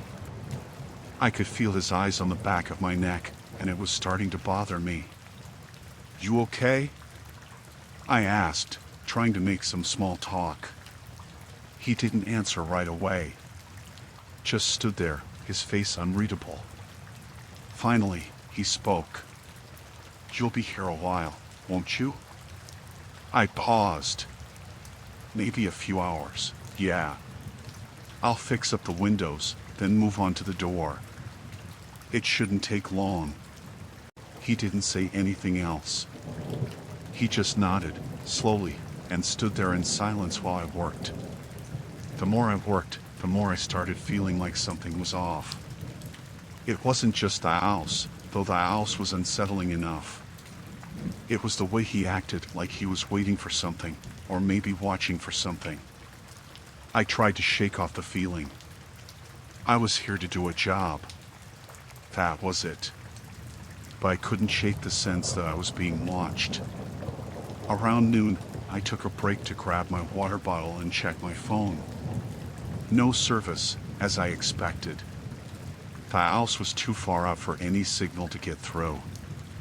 I glanced around the room, and I saw that he had been standing at the door watching me the whole time. I caught his eye, and he didn't look away. It was unsettling. "You need something?" I asked, trying to keep my voice steady. "No," he said, but his voice sounded strange, distant. "Just making sure you're doing it right." I nodded but didn't say anything. It was weird, but I kept working. I finished up the windows and moved onto the door, fixing the latch. It wasn't difficult work, but it felt like it was taking longer than usual. The tension in the house was growing, and it was harder to focus with each minute that passed. I finished with the door and turned to look at him. He was standing in the same spot by the door. He hadn't moved an inch. I felt a tightness in my chest, a sense that something wasn't right. I'd been alone in a lot of houses before, but never one that felt so suffocating. "All right, I think that's everything," I said, wiping my hands on a rag. "You'll want to check the windows and the door, make sure everything's working." He didn't move. "You're not done yet," he said quietly. I frowned. "What do you mean?" "I've done everything you asked for." His face changed then, just slightly. His eyes seemed to narrow, and he took a step forward, blocking the door. "No, you're not leaving," he said, his voice suddenly colder. I took a step back, my heart racing. "What are you talking about?" "I've fixed everything. I'm done. I need to go." "You're not done," he repeated. "You're not leaving." I realized then that the door behind him had been locked. I didn't know when it had happened, but it was locked now. The whole atmosphere in the room shifted. My pulse quickened. I tried the door handle, but it wouldn't budge. "Let me out," I said, trying to keep my voice calm. He didn't respond. He just stood there, watching me. Then he did something that made my blood run cold. He pulled out a small key from his pocket, turned it in the lock, and opened the door just enough to slip through. I wasn't sure what to do. My instinct screamed at me to run, but I wasn't sure how far I could get. I knew the woods were out back, but they were miles away, and I had no idea how to get out of the house. "I'm going to call the police," I said, my voice shaking. The man's expression didn't change. "No need for that," he said. "You'll stay here for a while. I've got a few more jobs for you." I knew right then that something wasn't right. The whole situation felt wrong in a way that I couldn't explain. This wasn't just about repairs. It was about something else, something I didn't understand. I kept my distance, trying to come up with a plan. I looked around the room for anything I could use. That's when I noticed the windows had been sealed shut, the kind of seal that couldn't be easily undone. I was trapped, and he was not letting me leave. I don't know how long I stood there, trying to think of a way out. Finally, after what felt like hours, he started to walk toward me. I backed away, and just as he was about to get too close, I lunged for the window. I don't know how, but I broke the seal and managed to pull it open just enough to climb through. I ran as fast as I could into the woods, not looking back, not stopping for anything. I kept running until I finally found a road and flagged down a passing car. The driver was kind enough to take me back to the nearest town. I never went back to that house. I never contacted the man again. And every time I think about it, I can still feel his eyes on me, waiting for me to make a mistake. I don't know what he wanted, but I don't care to find out. I got out. I was lucky.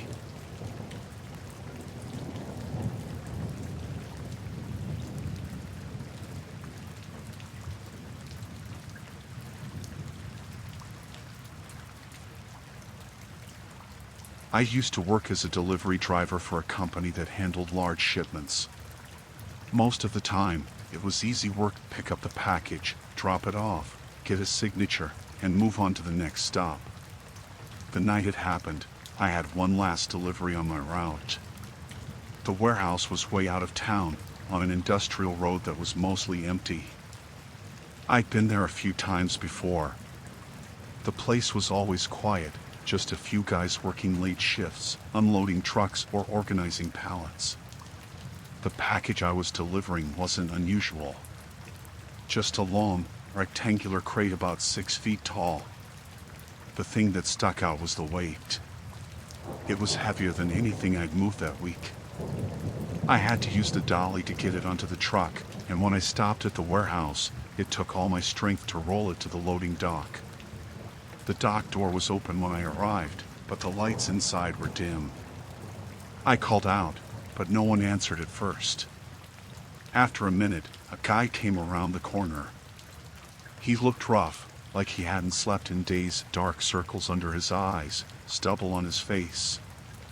He wasn't wearing any uniform, just a plain jacket and jeans. "You're late," he said, not looking at me.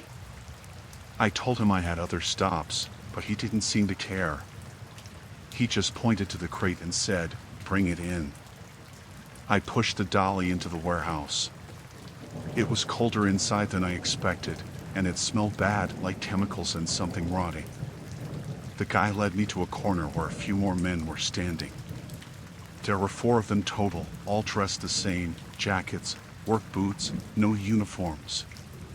They didn't say much, just nodded at the crate and motioned for me to leave it there. One of them handed me a clipboard to sign. I noticed his hands were dirty, like he'd been working with oil or grease, but there was something else on them too. Something darker. It wasn't grease, it looked like blood. I signed the paperwork and turned to leave, but one of the men stepped in front of me. He was taller than the others, with a shaved head and a thick scar running down his cheek. He didn't say anything, just stared at me. "I need to get going," I said, trying to sound calm. He didn't move. The guy who had met me at the dock walked over and put a hand on my shoulder. "We need you to wait a minute," he said. I told them I couldn't stay, that I had to finish my shift, but they didn't care. The man with the scar grabbed my arm and led me toward the back of the warehouse. I tried to pull away, but his grip was like a vice. "Just a minute," he said. "We need to check something." I didn't know what they meant, but the way they were acting made my stomach twist. They led me to a small office at the back of the building. The windows were covered with blinds, and the only light came from a flickering fluorescent bulb. "Sit," the guy with the scar said, pointing to a metal chair in the middle of the room.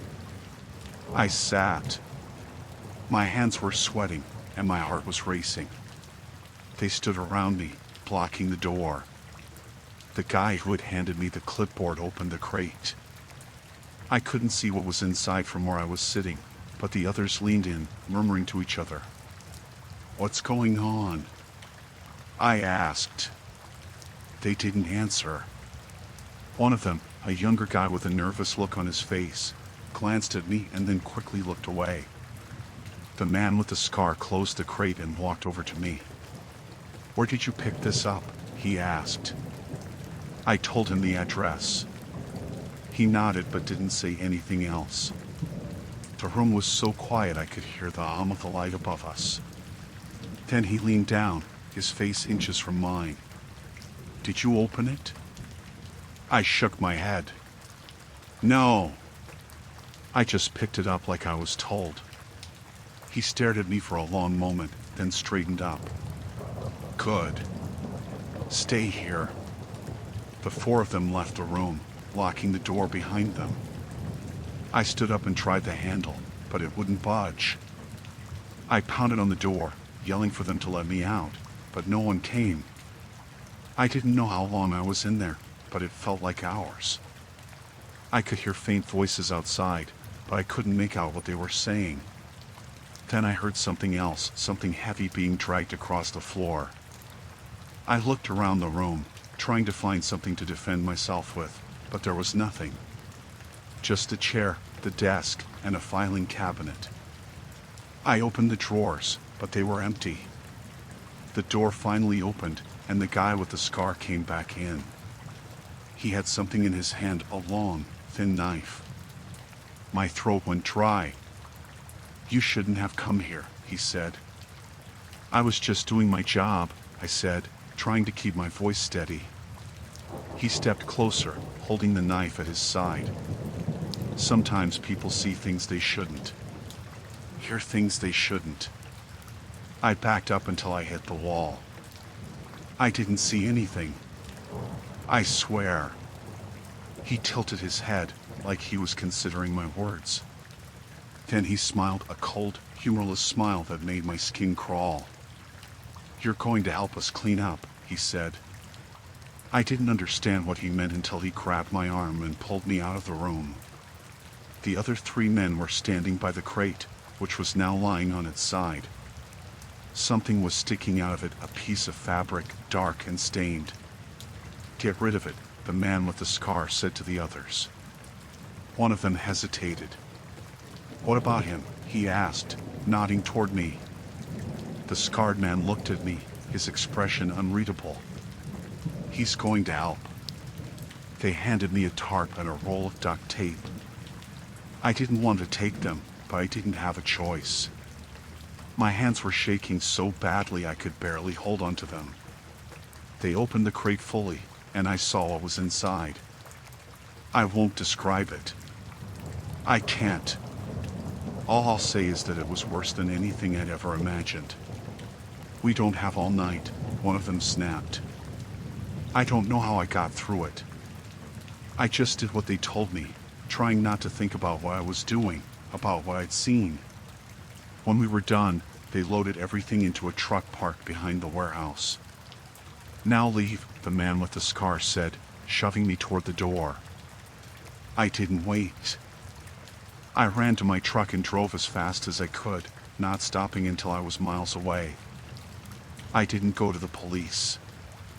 I didn't tell anyone. I just quit my job and tried to forget. But I can't. Every time I close my eyes, I see that crate. And I know they're still out there.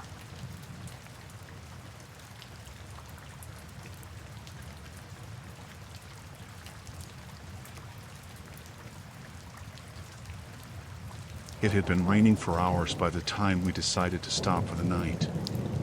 The forecast had said scattered showers, but it turned into a steady downpour that turned the dirt roads into slippery paths. Our plan was simple: drive out to the woods, set up camp, and get away from everything for a weekend. It was supposed to be a break from work, stress, all that. None of us thought to check if the spot we picked was public land. It just looked like a good place to pitch a tent, and it was getting dark fast. There were 4 of us: me, Jason, Claire, and Matt. We parked near a clearing by the trees. It wasn't an official campsite, but it looked secluded and quiet. We got the tents up quickly despite the rain.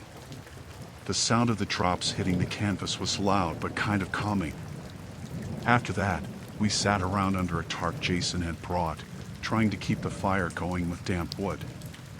We laughed a bit, told some stories, but we were all soaked, so the fun didn't last long. By 11, we gave up and went to bed. It must have been around 2 in the morning when I woke up. I wasn't sure why at first. The rain had lightened up, just a faint tapping against the tent now. Everything was quiet except for that. I thought maybe I had heard an animal or something, but when I listened closer, I heard voices. Low, angry voices. I unzipped the sleeping bag carefully and leaned toward the tent door, straining to hear. Jason's tent was closest to mine, and I could hear him whispering to someone. I couldn't make out what he was saying, but the tone wasn't good. He sounded scared. Then I heard another voice, deep and sharp, cutting through the rain. "You've got no right to be here," it said. I froze. I could tell it wasn't one of us, and it was angry. I peeked through the small mesh window on the tent and saw a flashlight beam swinging around outside. It landed on Jason's face for a second, and he winced. The light moved, and then I saw him, an older man, tall and broad, wearing a camo jacket and a wide-brimmed hat. He was holding a rifle. I stayed as still as I could, barely breathing. The man pointed the rifle at the ground near Jason's feet and barked, "You think you can just walk onto someone's property and do whatever you like? Who gave you permission?" Jason stammered something about not knowing, about it being an accident. The man didn't seem to care. His voice got louder. "An accident? You think that makes it okay? You've got 10 seconds to pack up and leave, or I'll make you leave. You hear me?" I wanted to get up, to help Jason somehow, but I was terrified. I didn't know if the man would see me as a threat or if he'd just turn the gun on me too. I stayed crouched in the tent, gripping my phone, even though I had no signal out here. Claire must have heard it too, because I saw the light from her phone flashlight flicker on in her tent. That was a mistake. The man noticed it immediately. "Who else is out here?" he shouted, swinging the rifle toward her tent. He stomped toward it, the beam of his flashlight bouncing wildly as he moved. "Come out. Now!" Jason tried to say something, maybe to calm him down, but the man shoved him backward. Jason stumbled and fell, landing hard in the mud. Claire unzipped her tent slowly and stepped out with her hands up, shaking. Matt's tent was still zipped shut, no movement from inside. He was either frozen like me or still asleep somehow. The man's face was pale and lined, and his eyes were wild. He waved the rifle between Jason and Claire, spitting questions. "How many of you are there? What are you doing here? You spying on me?" Claire stammered something about just camping, just passing through. The man didn't seem to believe her. He kept muttering under his breath, things like, "liars," and "think you can sneak around my land." Then he looked at her tent, then Jason's, then mine. His eyes narrowed. "There's more of you, isn't there? Come out, all of you." I didn't know what to do. If I stayed hidden, he might think we were trying to trick him, but if I came out, I didn't know what he'd do. My heart was pounding so hard it hurt. Finally, I unzipped the tent slowly, keeping my hands visible. I stepped out into the wet grass, my socks soaking through instantly. The man stared at me, his jaw tight. "Another one," he said, almost to himself. He pointed the rifle toward the last tent, Matt's. "What about him?" Before I could answer, Matt's tent unzipped. He came out with his hands up like the rest of us, his face pale and scared. The man stared at all four of us, his flashlight flickering over each of our faces. For a moment, he didn't say anything, just breathed heavily. Then he spat on the ground and said, "You've got 5 minutes. Pack up and get off my land. If I see you here again, I'll shoot first and ask questions later." None of us moved right away. He shouted, "Now," and that got us going. We scrambled to take down the tents, our hands fumbling with the wet fabric and slippery poles. The man stood there the whole time, his rifle resting on his hip, watching us with cold eyes. It took longer than 5 minutes, but he didn't stop us. He just kept muttering to himself, shaking his head like we'd done something personal to him. When we finally had everything packed, we started toward the car. Jason tried to apologize again, but the man cut him off. "Just go," he said, "and don't come back." We didn't need to be told twice. We piled into the car, and Jason started it up, the tires spinning a little in the mud before catching. As we drove away, I looked back and saw the man still standing there, his flashlight beam following us until we were out of sight. We didn't stop driving until we hit the main road, miles away. No one said much after that. We just sat there, soaked and shaken, the rain still pounding on the roof. We knew we'd been lucky. The man could have done a lot worse than yell at us. I still think about him sometimes, the way he looked at us, like we weren't people, just intruders. It makes me wonder what he was so afraid of or what he was hiding.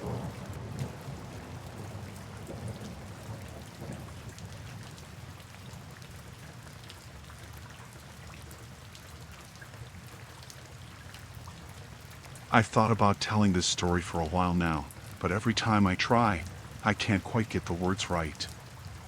I'm not a writer, and I don't think I ever will be. But I feel like I have to get it out. Someone should know what happened. What I saw. What I felt. I went camping with a few friends last summer. It was supposed to be a simple trip, nothing fancy. A weekend to unwind in the mountains, escape the noise of the city. We set up camp near a river, not too far from a well-known trail, but far enough that we wouldn't have to deal with other hikers. Everything seemed perfect at first. The weather was nice, the air was fresh, and the only sounds were the river and the birds.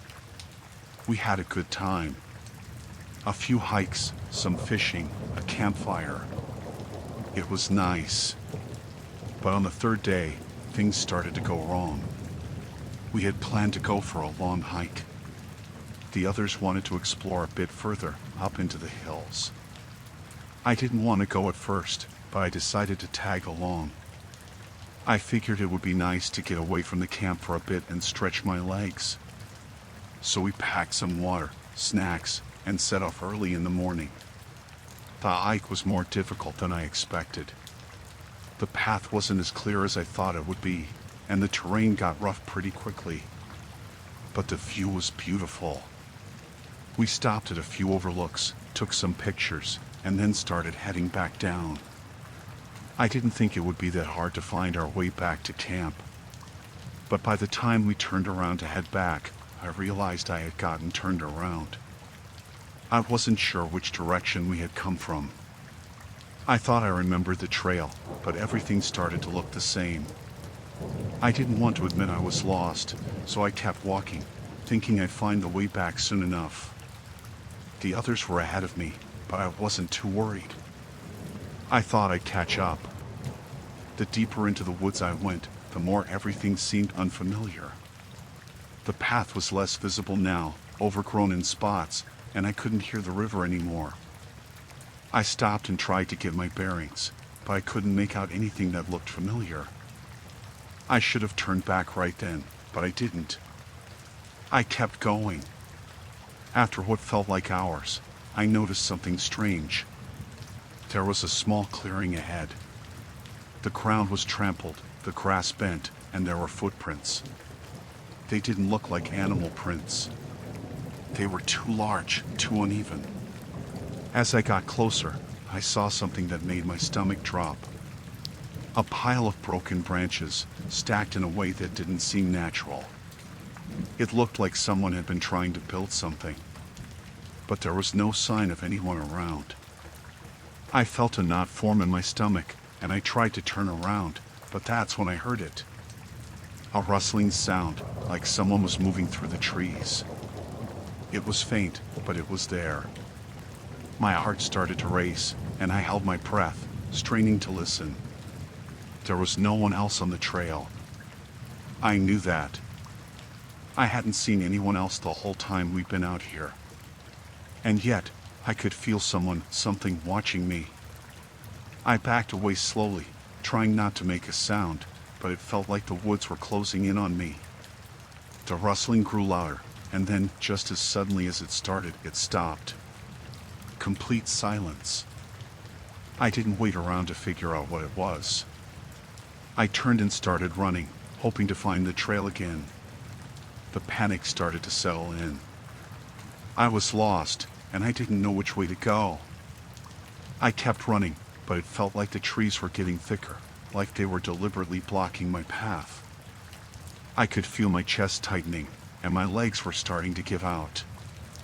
I had to stop for a minute, catch my breath. That's when I noticed something else. There were markings on the trees. At first, I thought they were just scratches, maybe from animals, but the more I looked, the more I realized they weren't. They were deliberate. A series of notches, almost like someone was marking their territory. But it didn't make sense. There shouldn't have been anyone out here. Not this deep in the woods. Not this far from the trail. I was about to turn around when I heard a voice. It was quiet at first, barely a whisper, like someone calling my name. But it wasn't anyone I recognized. I froze, my heart pounding in my chest. The voice didn't sound friendly. It sounded urgent, like it didn't want me to leave. I started to back away, but the ground under me shifted, and I lost my balance. I fell, landing hard on the ground. When I looked up, I saw something that made my blood run cold. A figure. A man. He was standing between the trees, watching me. He was tall, but he wasn't moving. I couldn't make out his face clearly. It was covered in shadow, but I could tell he was staring at me. It was like he had been waiting for me. I couldn't breathe. My whole body went rigid, and I didn't know what to do. I couldn't speak. I couldn't move. Then, just as quickly as he appeared, he disappeared into the trees. Vanished. Like he wasn't even there. I stayed frozen on the ground for a long time, trying to process what just happened. Was he real? Or was it my mind playing tricks on me? I didn't know. But I didn't care. I wasn't staying to find out. I got up as fast as I could and started running again. I didn't stop until I found the trail. By the time I made it back to camp, I was exhausted, covered in sweat, and my mind was racing. I didn't tell anyone what happened, not right away. I couldn't bring myself to say it. It was too insane, too unreal. But that night, as I sat by the fire, I couldn't shake the feeling that someone was watching me. I didn't sleep much. Every noise in the woods felt like a threat, and I kept expecting to see that man again. I didn't say anything to the others. They were just glad to see me back. We left the next day. I didn't tell them about the figure I saw or the strange markings on the trees. I couldn't. I didn't want to make it worse. But I still think about it. The man in the woods. The feeling of being watched. The strange markings. I don't know who or what was out there, but I know I never want to find out again.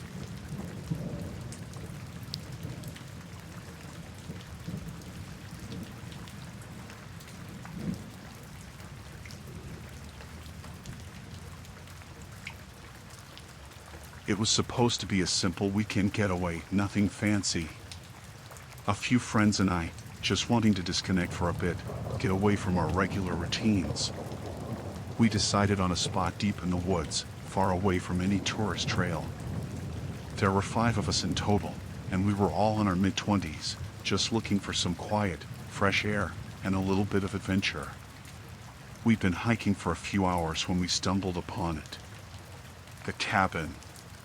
It wasn't exactly hidden, but it was definitely off the beaten path.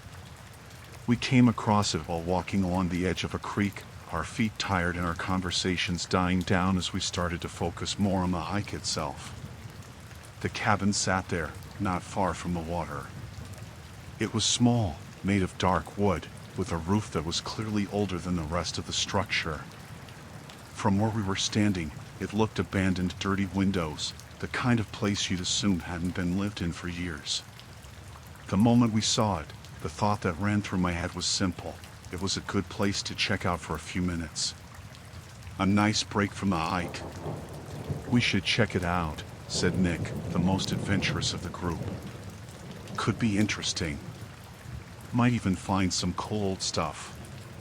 We all agreed, mostly out of curiosity. We didn't have anything better to do, and it was still early in the afternoon, so we had plenty of time. We walked up the short trail to the front door. The porch creaked under our feet. It had that old, musty smell, a mix of rotting wood and dampness.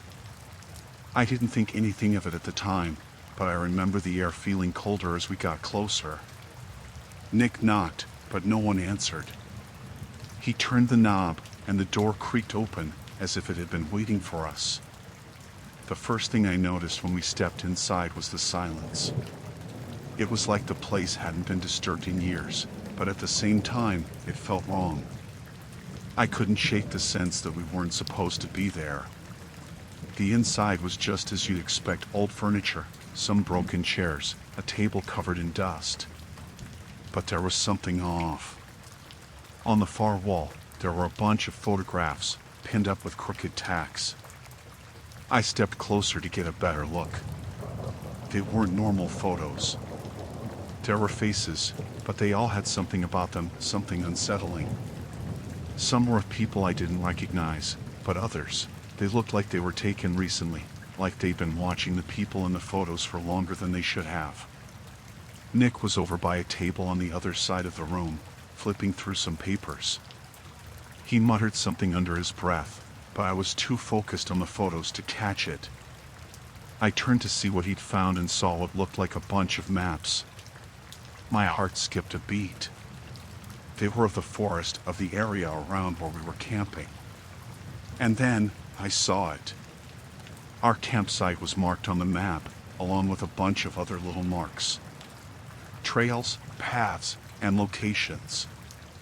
But what made my stomach turn was the detail. There were notes on some of the places, things like watch or wait scribbled in the margins. "Guys, you need to see this." Nick's voice pulled me away from the map. I glanced over to see him standing near a small shelf, holding something. It looked like a bundle of old documents, but the moment I saw it, my stomach sank. It was a collection of notebooks, all filled with handwritten notes. He flipped through one of them, the pages yellowed and brittle, like they hadn't been touched in years. The handwriting was shaky, erratic, almost manic. It didn't take long to realize what I was looking at. The notes were about people, different names, descriptions, and dates. Some of the names were familiar, ones I recognized from the photos on the wall, and they were marked with strange symbols. But what was worse, the notes didn't just describe these people, they seemed to track their movements, even their behaviors, like someone had been following them. There were details about where they'd been, who they'd talked to, and what they'd been doing. I felt the hairs on the back of my neck stand up. The whole place felt wrong now, like it was suffocating me. "Guys, this isn't just a random cabin. We need to get out of here," I said, trying to keep my voice steady. "Now!" But no one moved. They were all still looking at the maps and photos. It was as if they couldn't tear themselves away from it. I moved closer to the back of the cabin, where there was a door leading to what looked like a small bedroom. I felt my heart racing. The door was slightly ajar, and as I pushed it open, I saw something that made me freeze. The room wasn't just empty. It was filled with more photos, more of those faces, and along the floor, scattered around, were piles of used, crumpled up wrappers from some kind of food. But there was something more disturbing. The walls were covered in scratches, not from animals or weather, but deep gouges, as though someone had scraped at the wood with their fingernails. I backed out of the room, my breath coming quicker. I called to the others. "We need to leave. Now! This place isn't safe." That's when I noticed something that made my blood run cold. Someone had been following us. A figure stood in the doorway of the cabin, just outside, barely visible against the fading light. It was too far for me to see clearly, but I could tell it was a person. My heart hammered in my chest. "Guys," I said, almost in a whisper. "Someone's out there." Nick was the first to react, pushing past me to look out the door, but by the time we all moved to the front, the figure was gone. The woods outside looked empty, but the feeling of being watched was overwhelming. It was like the world outside had gone silent, and the only sound was the pounding of my own heart. Without another word, we grabbed our stuff and rushed out of the cabin, not bothering to close the door behind us. We didn't even look back. We just ran. We didn't speak much, but I could tell everyone was feeling the same sense of dread. We didn't stay in the forest after that. We packed up our camp and left before nightfall, driving back to town without a word. We couldn't explain what we saw or what that place was, but we all agreed on one thing: we weren't going back there. Ever. Since that day, I haven't been able to forget what I saw in that cabin, the photographs, the maps, the notes. I don't know who was watching us, or if they were still out there, but I can't shake the feeling that someone is. And it's been months since that day, but I still can't stop thinking about that cabin and the eyes that seem to be watching us, waiting for us to leave.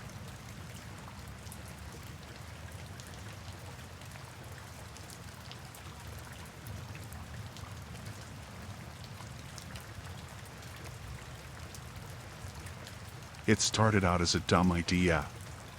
My friends dared me to hide out in the department store after closing. They said I wouldn't last an hour alone after the lights went off.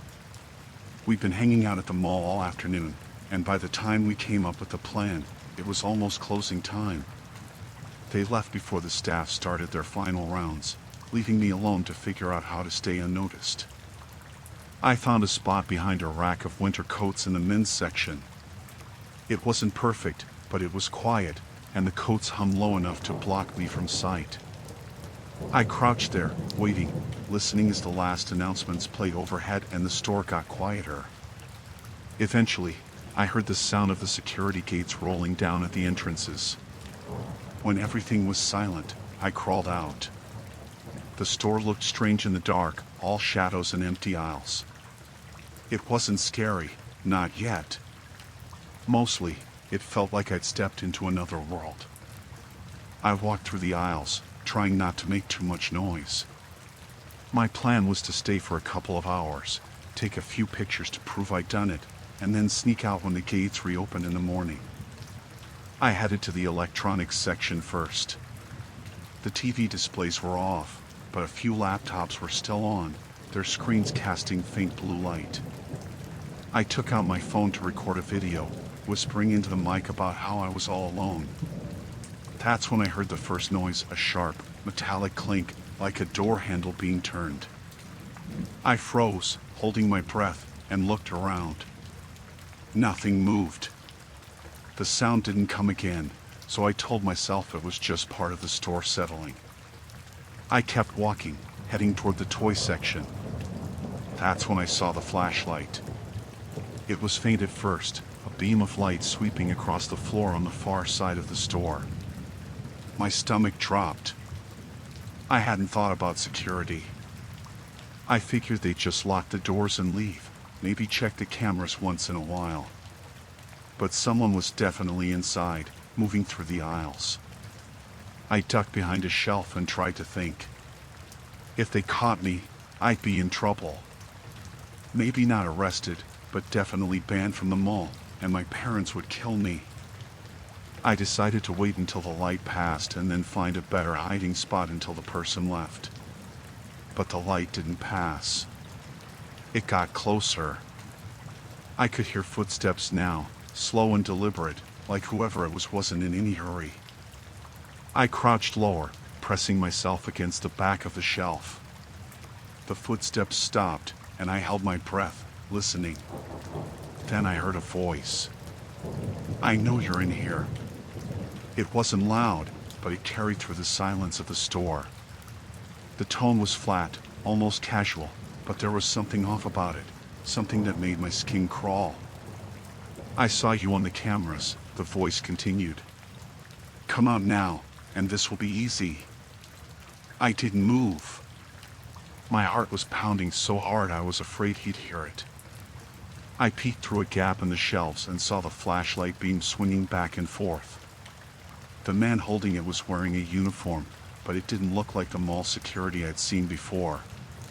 His shirt was too loose, untucked, and there was no badge. Just a dark shape stitched over the pocket. He walked past my aisle, the light sweeping dangerously close to where I was hiding. I stayed frozen, trying to keep my breathing as quiet as possible. After a few seconds, he moved on, but I didn't feel safe. Something about him wasn't right. When I couldn't hear his footsteps anymore, I crept out and headed toward the back of the store, where the employee-only area was. My new plan was to hide in the stockroom until morning. The store's cameras couldn't see back there, and I figured the man wouldn't bother checking. The stockroom was cold and smelled like cardboard. Rows of shelves stretched out in every direction, filled with boxes and loose items. I found a spot behind a stack of pallets and sat down, trying to calm myself. My phone buzzed in my pocket, and I pulled it out. There was a message from one of my friends. "Did you chicken out yet?" I started typing a reply when I heard the sound of a door opening nearby. The stockroom door. I shoved my phone into my pocket and scrambled deeper into the pallets, crouching low. The man's footsteps were heavier now, echoing in the quiet space. His flashlight beam cut through the gaps between the shelves, searching. He didn't say anything this time, just walked slowly, methodically. I realized then that he wasn't looking for a thief or someone breaking the rules. He was hunting. I held my breath as the light passed over the pallets where I was hiding. It lingered for a second, then moved on. The footsteps grew fainter, and I thought he might be leaving, but then they stopped. "Do you think I won't find you?" he said. His voice was closer than I expected. "This is my place. My rules." I felt a wave of panic. I couldn't stay there. If he found me, I didn't think he'd just kick me out. There was something wrong with him, something dangerous. I waited until his light moved away, then crawled out from my hiding spot and headed toward the exit. I made it back to the sales floor without being seen.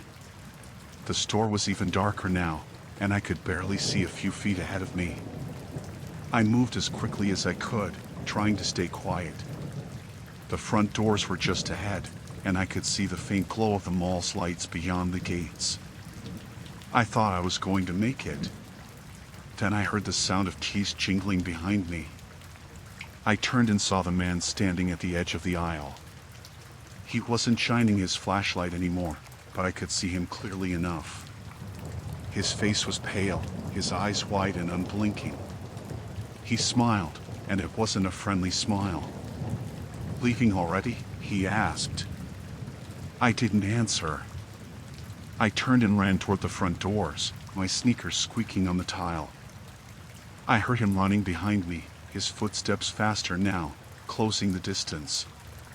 When I reached the gate, I grabbed the bars and shook them, but they didn't budge. The locks were solid, and there was no way I could squeeze through.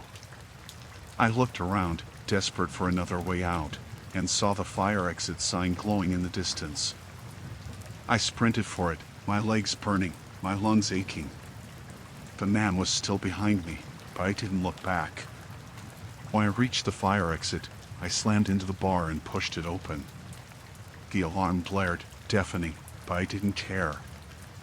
I ran outside into the cold night air, my chest heaving. I didn't stop running until I was halfway across the parking lot. When I finally turned around, the man was standing in the doorway, just watching me. He didn't chase me. He just stood there, the alarm blaring behind him, until I was out of sight. I never told anyone what happened. Not my friends, not my parents. I don't even know if they would have believed me.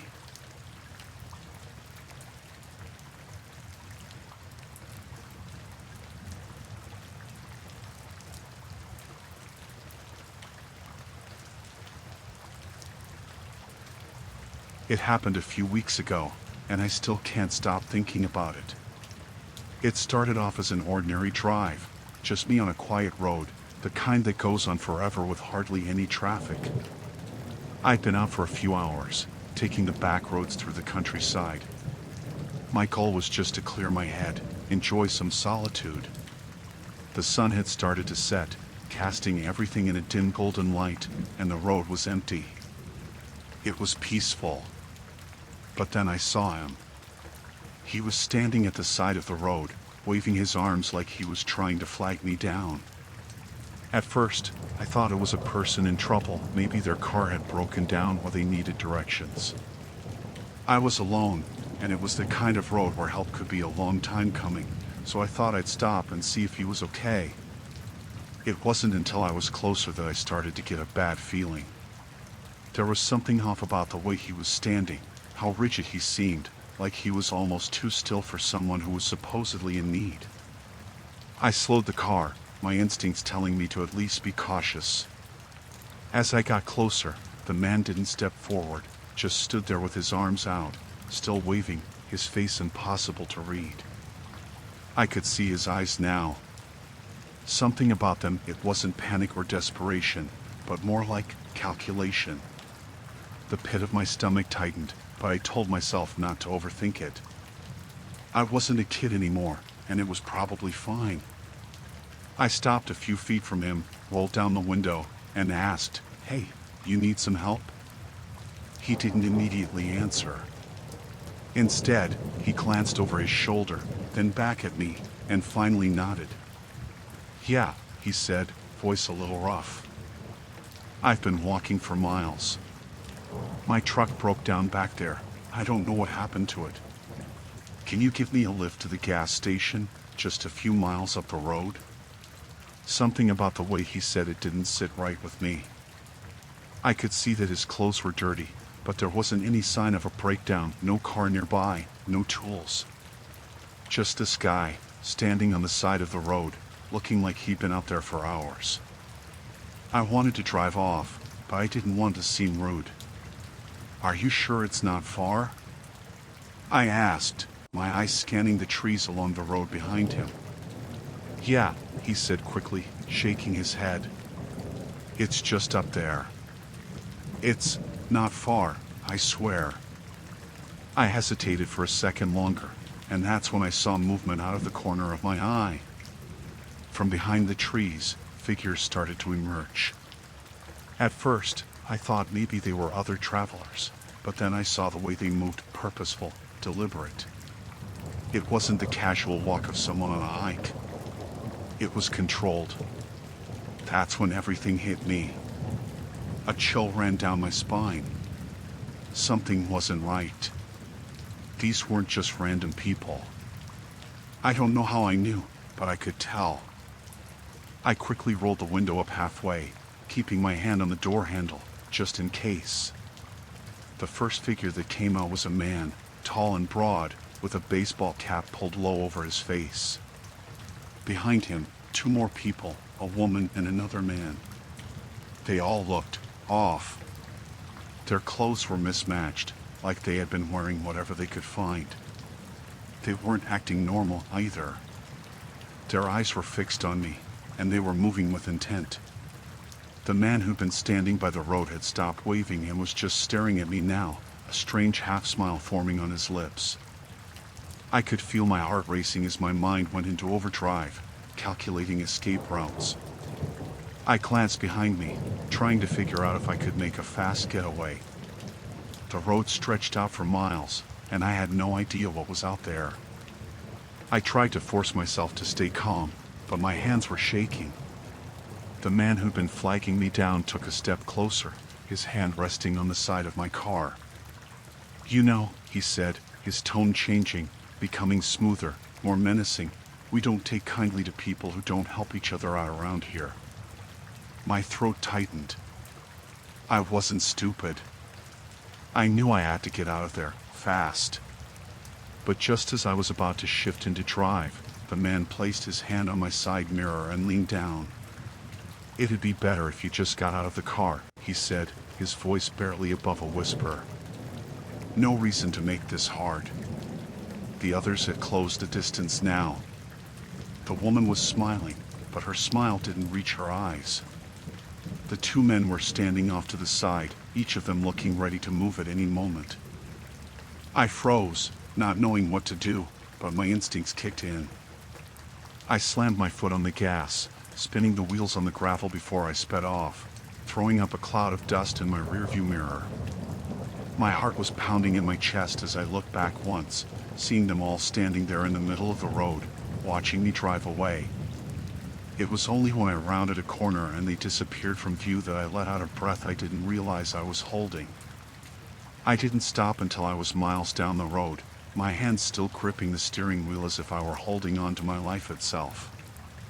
I didn't see them again, but I kept checking my mirrors the entire way, convinced they were somehow following me. I made it to the next town and found a small diner to stop at, where I called the police and explained everything. I wasn't sure if they would take me seriously, but they said they'd look into it. They told me to be cautious, but the road was too quiet and remote for them to have much information.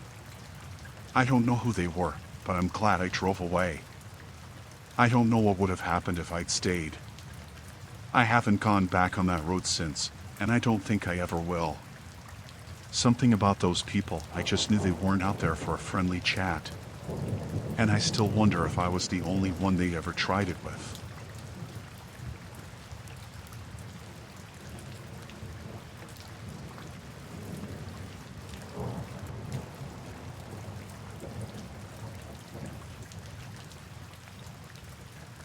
It started with a package. I came home one evening, after a long day at work, and noticed it on my doorstep. It wasn't anything I was expecting, no delivery notices or anything. Just this small, nondescript box. The sort of thing you think nothing of, except for one thing, it had no return address. At first, I didn't think much of it. I figured it was one of those mystery boxes people sometimes order for fun, or maybe someone had sent me something by mistake. But when I picked it up, it felt heavier than I expected. I stood there for a minute, turning it over in my hands, trying to figure out if I should open it or not. Something about it felt off, but I couldn't explain why. I decided to open it. There was no note, just a stack of photographs inside. I froze when I saw the first one. It was a picture of my house, taken from across the street. Not just any photo, though. This was taken from the angle of my front porch, the same angle I'd see if I were standing at the edge of my lawn. But I didn't recognize the camera or the hand holding it. There was no way I had taken this picture, but it was definitely my house. The photo was crisp, clear, almost unnervingly so. I felt a chill run down my spine as I flipped through the rest of the photos. Each one was taken from a different spot, but all from the same general area outside my house. One of them showed me standing in my kitchen, my back turned to the window, unaware of whoever was outside. Another showed me sitting at my desk in my office, again, not knowing I was being watched. The photos were not of anything that should have been publicly visible, things I thought were private moments. I looked through all of them, trying to make sense of who could have taken them and why. The photos weren't necessarily clear about what time they were taken, but I knew. I knew every single one of them had been taken when I was completely alone. And no one had been in my house, or so I thought. The moment I finished flipping through the pictures, I heard a sound. A knock at my door. At first, I thought maybe it was a neighbor, or someone trying to sell something. But then it came again, more persistent this time. Knock. Knock. Knock. I froze, the hairs on the back of my neck standing up. I didn't move at first. My heart was pounding in my chest. The photos had made me feel like someone was watching me. And now, someone was knocking at my door after sending me these images. My mind raced, but I couldn't figure out what to do. Another knock. This one was louder. Then a voice called out from the other side, low and calm but unmistakable. "I know you're in there." I didn't answer. I couldn't. My whole body felt frozen. My legs wouldn't move, and my hands were trembling so much I nearly dropped the box with the photos. My mind screamed at me to run, to lock myself in a room, but I couldn't make myself move. I heard the voice again. "You're not going to call the police, are you? They won't help you. You don't want to make this harder than it needs to be." I swallowed hard. What did that even mean? How did they know I had those photos? How could they have known I would be home at that time? The knocking continued, growing faster now, more insistent. "I know you're there. Open the door. You don't want me to come inside." I felt my legs finally give way, and I sank down to the floor. My hands were shaking violently now, and I held the photos tightly, as if somehow they would protect me or give me answers. I pressed my back to the wall and tried to think. My mind was clouded with fear, but I knew one thing for sure. I needed to get out. Get away from whoever was on the other side of that door. But I couldn't just leave the house. I couldn't abandon everything I had here. I couldn't just go out the back and run blindly into the night. Then, after what felt like hours, the knocking stopped. I didn't move. Not for a long time.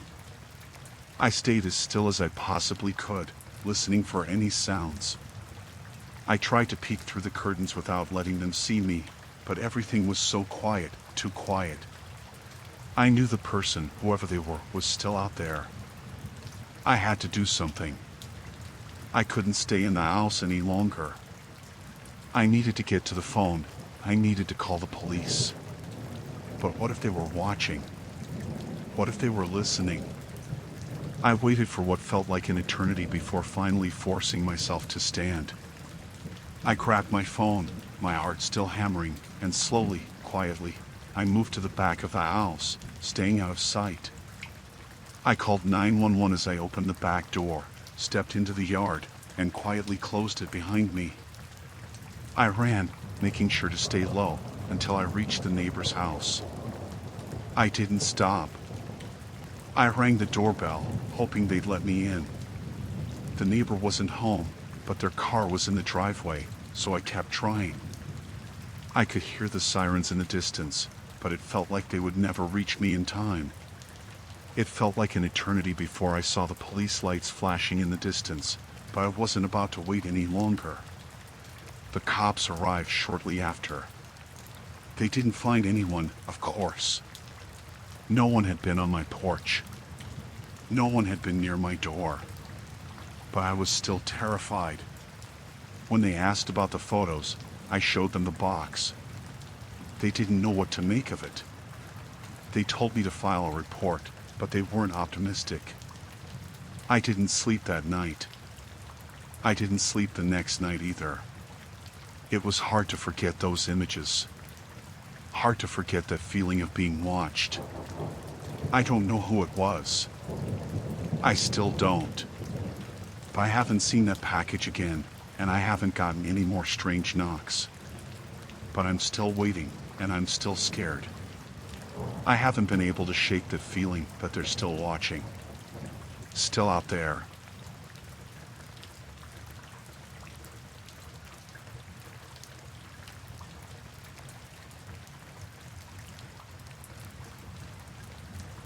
We had been looking for a tutor for our son, Liam, for a while. He's always been a bright kid, but lately his grades were slipping, especially in math. We both work full-time, and we thought hiring a tutor would give him the extra help he needed to catch up. We found someone through an online service, a woman named Claire. She had excellent reviews, and her background was impressive. She'd been a teacher for over 10 years and had worked with kids of all ages. She seemed like the perfect fit. The first few sessions went smoothly. Claire was professional, friendly, and very patient with Liam. She came to our house twice a week, and every time, she was on time, well prepared, and stayed the full hour. Liam seemed to be enjoying it, too. He'd talk about the lessons afterward, and we noticed that his attitude toward homework was improving. But then, little things started to change. At first, it wasn't anything that stood out too much. She'd ask questions that were slightly off, but we didn't think much of it. "What time do you guys usually get home from work?" she asked one day as we were wrapping up a lesson. I answered, telling her that my wife and I typically get in around 6:30 p.m. It seemed like a harmless question at the time. But then, over the next couple of weeks, she asked about our routines more and more. "Do you go out often on weekends? How long do you usually spend doing groceries?" It started to feel a little invasive, but I shrugged it off. Maybe she was just trying to build rapport with Liam, trying to understand his home life better so she could connect with him more. But as time went on, I couldn't shake the feeling that something was off. Then came the first instance of something disappearing. One morning, I went to get my car keys from the kitchen counter, and they were gone. I asked my wife if she had moved them. She said she hadn't. I searched the house, thinking I had misplaced them, but I couldn't find them anywhere. I figured I must have been more tired than I thought, so I let it go. A few days later, it happened again. This time, it was a pair of earrings my wife had left on the bathroom counter. She couldn't find them. She swore she hadn't touched them, and I was starting to feel unsettled. The feeling of something being off in the house, something I couldn't put my finger on, was growing. Then there were the other things. Small things, like my watch going missing or the TV remote vanishing for a day or two. Sometimes, we find things in odd places, like a book that was left on the shelf suddenly turned up on the kitchen table. I didn't say anything to my wife at first, but she noticed too. But it was the day Liam came to me with something that really made my heart race. He was looking through his backpack when he found something strange, a small notebook. It wasn't his, and it wasn't anything we bought. It had a few pages torn out, and some scribbled notes inside. But what caught my attention was the handwriting. It was Claire's. She had written about Liam's progress in the tutoring sessions, yes, but she'd also written down personal details about me and my wife, even about the house. "They usually leave at 8 a.m., one note said. "Their car is always in the driveway by 6:30 p.m. There were other things too, details that she couldn't have known unless she had been paying close attention, things that went beyond the tutoring sessions. That was when I started connecting the dots. The weird questions, the missing things, the notebook, everything pointed to Claire. She was more than just a tutor. She was watching us. She was taking notes on our lives. We decided to install a security camera in the living room. It wasn't anything too obvious, just a small, hidden camera that would blend in with the decor. I felt like we had no choice. We needed proof. The next time Claire came for a lesson, we pretended everything was normal. I acted like nothing was wrong, but my mind was racing. When I reviewed the footage that night, I couldn't believe what I was seeing. Claire had come in, and after a few minutes of tutoring, she started looking around the room. She wasn't paying attention to Liam anymore. She was glancing at the shelves, the counters, the little knickknacks my wife and I had collected over the years. She was even taking mental notes about the places she visited in the house. It was like she was mapping it all out. Then, as she got up to help Liam with something, I saw her glance at the counter where we kept our spare keys. She moved toward it, hesitated, then reached for them. She picked them up, looked at them for a moment, and put them in her bag. That was the moment I knew we had to confront her. We couldn't let it go any longer. I called my wife, and we talked it over. We agreed that we would cancel the next lesson. I'd be home, and I'd confront Claire directly. We didn't want to make it a scene, but we needed to know what was going on. The next day, I texted her and told her we were no longer in need of her services. She responded quickly, thanking us for the opportunity and asking if she could return to pick up her materials. I didn't respond right away, but I was on edge. That night, when Claire arrived to pick up her things, she acted completely normal. She smiled, asked how we were doing, and made small talk. She didn't act like she'd done anything wrong. But when I asked her if she had taken anything from our house, her face went pale. She stammered a little, then said, "What do you mean?" I didn't give her a chance to explain. I asked her directly about the notebook, about the keys, and the missing items. At first, she denied it. But when I told her I had seen the footage, her demeanor changed completely. She became defensive, insisting she had only been looking around because she was curious. She apologized, but there was something in her eyes, something cold, that made me feel uneasy. I told her to leave, and she did. The next day, we called the police. They took the notebook, the camera footage, and statements from us. They told us they'd look into it, but we haven't heard from them since. I don't know if she had any intention of stealing from us or if she was just obsessed with our lives, but I'm glad we found out before things got worse. We've changed the locks and added extra security to the house. Liam's doing better in school, but I'm still not completely comfortable. I'm constantly checking everything now, wondering if we missed anything else. What if there's more we don't know? The worst part is that I don't know why she did it. What was she trying to get from us? What was her end game? The uncertainty is the hardest part to deal with.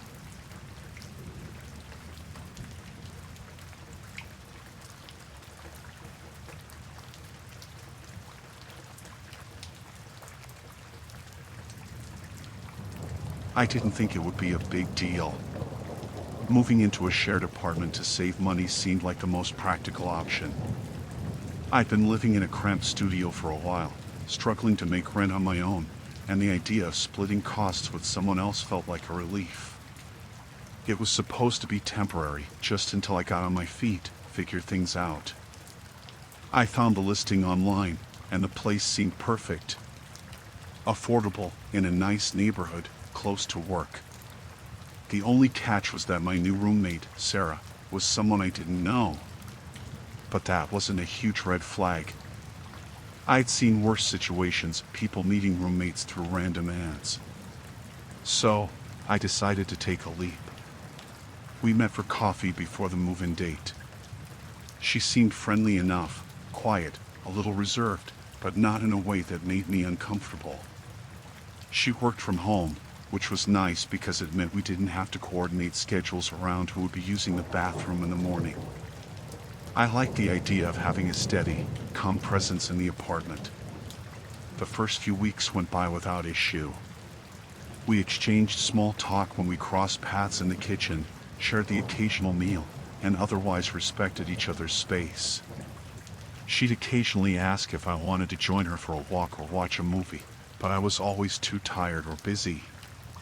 The workday felt long, and I wasn't exactly in the mood to socialize. But then, little things started to change. I noticed Sarah seemed very interested in my schedule. At first, it wasn't anything alarming. She casually asked if I had plans for the weekend, what time I worked the next day, or if I had any errands to run. I figured she was just being friendly, trying to make conversation. Maybe she was just one of those people who liked to know what was going on in the lives of others. But after a while, it felt less like small talk and more like tracking. One evening, I was getting ready to leave for a dinner with a friend, and Sarah asked, "Oh, are you going to the Thai place on Maple Street again?" I froze for a moment, surprised. "Yeah." "How did you know?" She smiled, not in an awkward way, but in a way that made me feel uneasy. You mentioned it last week. I just remember things. I shrugged it off, but something about the way she said it stuck with me. The next day, I found her in the living room while I was getting ready to leave for work. She was sitting on the couch, watching a show on her laptop. "Do you need anything from the store?" she asked casually. "No, I'm good," I said, grabbing my purse. "Why?" "I was just wondering if you needed any snacks. You usually buy the same kind of granola bars every week." That was strange. I hadn't mentioned my snacks to her, but she was right. I did buy the same ones every week. Still, I didn't think much of it. Maybe it was just an offhand observation. But then things got worse. Over the next few weeks, Sarah started commenting on more personal things. She'd ask about the photos I had around the apartment, about the books on my shelf. She'd ask if I had plans for my days off, how long I was planning to be at work, when I'd be coming home. And then, the worst part. I came back from work one afternoon and found that my makeup bag had been moved. I was sure I'd left it in the drawer by the bathroom sink, but now it was sitting on the edge of the countertop, a little too neatly arranged. At first, I thought maybe I'd just been forgetful. Maybe I'd moved it and didn't remember. But the more I thought about it, the more it felt wrong. The bag wasn't just moved, it was as if someone had gone through it. I tried to tell myself I was being paranoid. I didn't want to accuse her of something without proof. Then, one night, I came home late. Sarah was already in bed, but I noticed the lights in the kitchen were on. I walked in, and she was sitting at the table, scribbling in a notebook. She looked up at me with wide eyes, almost startled. "Oh, hey. I didn't hear you come in." I nodded, trying to stay calm. "What are you doing up this late?" "Just writing." She smiled, but it wasn't a smile that put me at ease. It was too tight. I glanced at the notebook. "What are you writing about?" She hesitated, her fingers tightening around the edge of the pages. "Just some things. Stuff for work."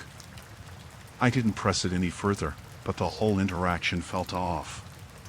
The next morning, I woke up to find my car keys missing from the bowl by the door. I looked everywhere, but they were gone. I even checked Sarah's room, but the door was locked, and she wasn't home.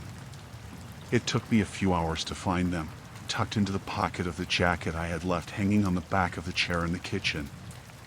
I had no idea how they got there. That's when the thoughts started to pile up, one after another. Was I just overthinking things? Or was Sarah really doing something she shouldn't be? One evening, I decided to confront her. I had enough. "Sarah," I said, sitting across from her at the table, "I need to ask you something." She looked up from her phone, a little too quickly, as if she'd been waiting for this. "Sure, what's up?" "I've noticed some things, with my stuff, my schedule. And I just need to know if you've been going through my things." Her smile faltered for a split second, but then she regained her composure. "What do you mean?" "The makeup bag. The keys. You've been asking about my plans all the time. You know where I go and when I'm back. It's a little too much." She didn't react the way I expected. Instead of getting defensive or upset, she leaned forward, her expression unnervingly calm. "I'm just trying to be friendly, you know? I like getting to know people. And you're interesting. You have such an interesting routine. I was just curious." I couldn't breathe. I wasn't sure if I was scared or disgusted, but I knew then that I couldn't stay. I didn't want to feel like I was being watched in my own home. "I think I'm going to find a new place to live," I said quietly, trying to keep my voice steady. She didn't look surprised. In fact, she smiled, but it wasn't a friendly smile anymore. It was something darker. Something that made the hairs on the back of my neck stand up. "I understand," she said softly. "You'll be missed." That night, I packed my things. I didn't care about the rent I'd already paid. I didn't care about the mess I left behind. I just needed to get out. I didn't hear from her again after I moved out. No calls, no messages, no notes. I don't know if she was just being friendly or if she was keeping tabs on me. Either way, I didn't want to stick around long enough to find out. I still don't understand what was going through her head, and I don't know if she was actually dangerous or if I was just overreacting.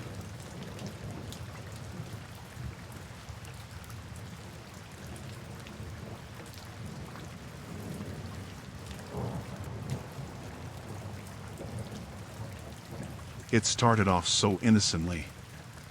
I was at the train station, like I have been hundreds of times before, just waiting for my train to take me home after a long day of work.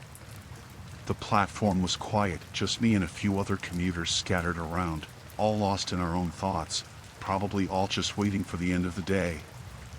It was a little after 7 p.m., so it was starting to get dark, but nothing unusual, not for this time of year. I was checking my phone, scrolling through emails, when I heard someone clear their throat beside me. I looked up. There was a man standing there, probably in his mid-30s, dressed casually but with a kind of worn-out air about him. His clothes were a little too old, maybe a bit too wrinkled, but he didn't look out of place at first. Not at first. "Excuse me, can you help me with something?" he asked, his voice soft and hesitant. I put my phone down and gave him my attention. It's not unusual for people to ask for directions at the train station, so I didn't think much of it. "Sure," I said, smiling. "I'm trying to find my way to the westbound platform."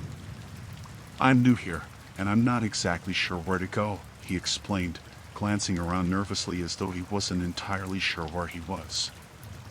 I looked over at the signs. Everything was clearly marked.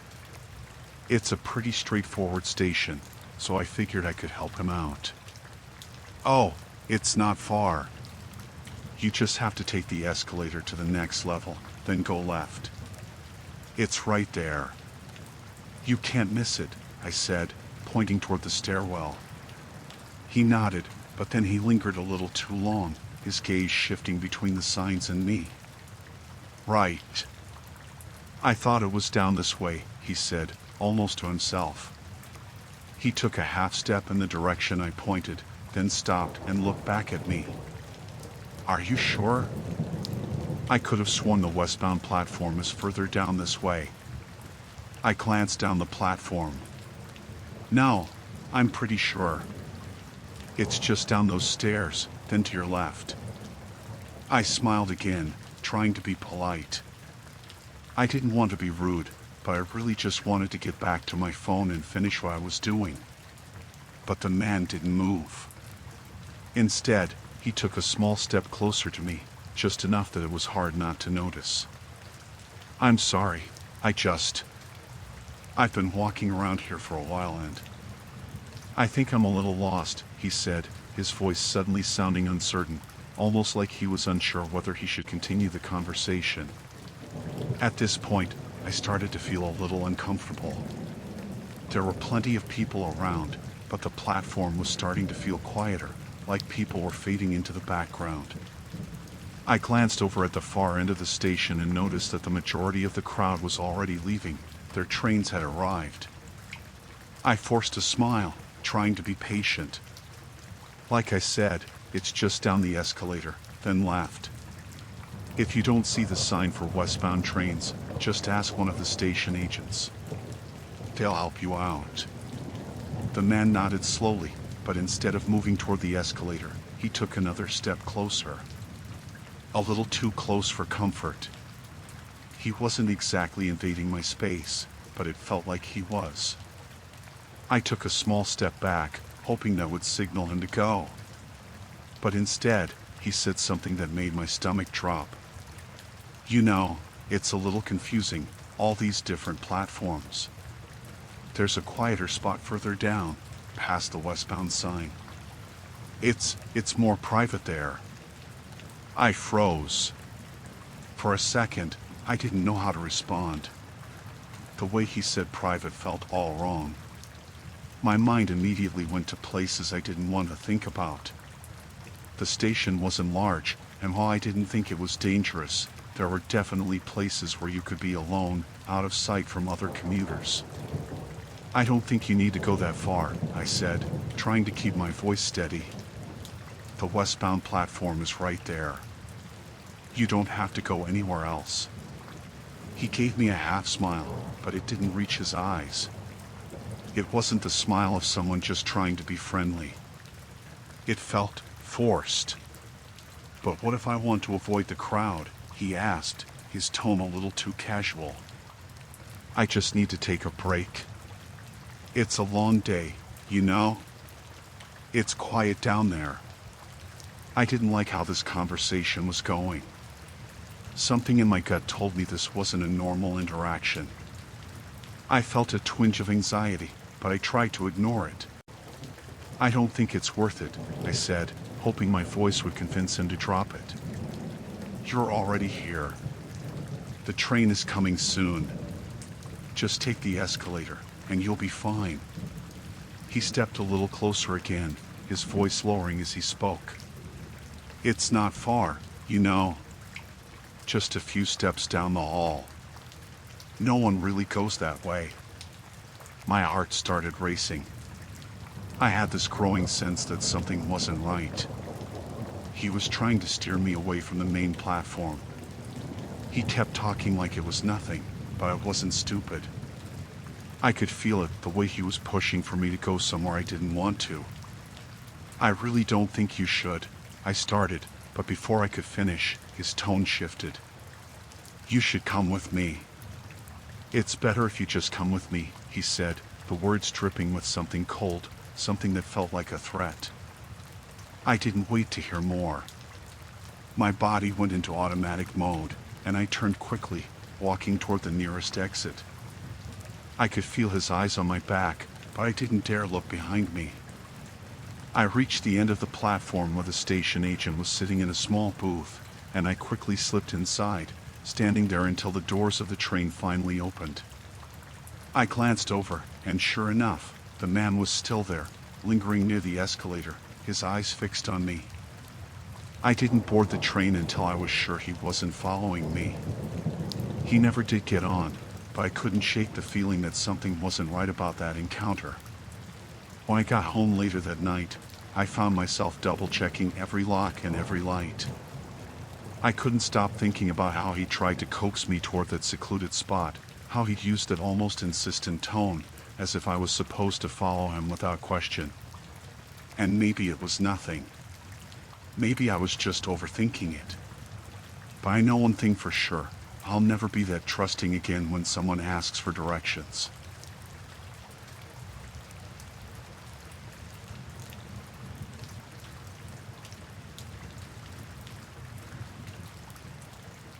I work as a handyman, mostly doing odd jobs for rental properties around the city. Most of my work is pretty standard, fixing leaky faucets, repairing drywall, and replacing light fixtures. Nothing ever out of the ordinary. That is, until I got a call about a new property that needed some attention. The landlord was an older guy, one of those quiet types who never seemed to have much to say. He was friendly enough, but I could tell there was something a little off about the place. The property was an old house, maybe 100 years old or so. It had a certain charm to it, with its creaky wooden floors and faded wallpaper. The landlord had mentioned that the house had been vacant for a while, but that it was now ready to rent out. He just needed me to go in, check a few things, and make sure everything was in working order before the new tenants arrived. I didn't think much of it at the time, just another job. But there was one thing that stuck with me from the start, the basement door. I didn't think much of it at first, just another door in the house, But when I went down to the basement to check the furnace, I noticed something strange. The door was locked. No big deal, right? You expect some doors to be locked in older houses. But when I asked the landlord about it, he seemed to get uncomfortable. "Ah, the basement, it's nothing. Just some old stuff down there," he said, brushing it off. "I wouldn't worry about it." That was the first red flag. He didn't really give me a solid answer, and there was something about the way he said it that felt off. I figured maybe he was just one of those people who didn't want to deal with the old stuff lying around in the basement, but I couldn't shake the feeling that there was more to it than that. I went about my work, but that door kept gnawing at the back of my mind. I checked the rest of the house, made the repairs, and kept coming back to that locked door in the basement. Something about it felt wrong, like it was hiding something. I didn't want to pry, but my curiosity kept growing. A couple of weeks went by, and the house was ready to rent. The landlord came by to inspect my work, and everything seemed fine. But I couldn't stop thinking about that locked basement door. I made a mental note to bring it up again, but when I did, the landlord just waved it off. "It's nothing. Don't worry about it," he repeated, almost too quickly. That was when I decided to just let it go. I figured the house was his, and if he didn't want to talk about the basement, it wasn't my place to ask. But deep down, I still couldn't stop thinking about that door. There was something about it that didn't sit right with me. It just felt like there was something hidden behind it, something the landlord didn't want anyone to know. Then, a few days ago, it happened. I got another call from the landlord.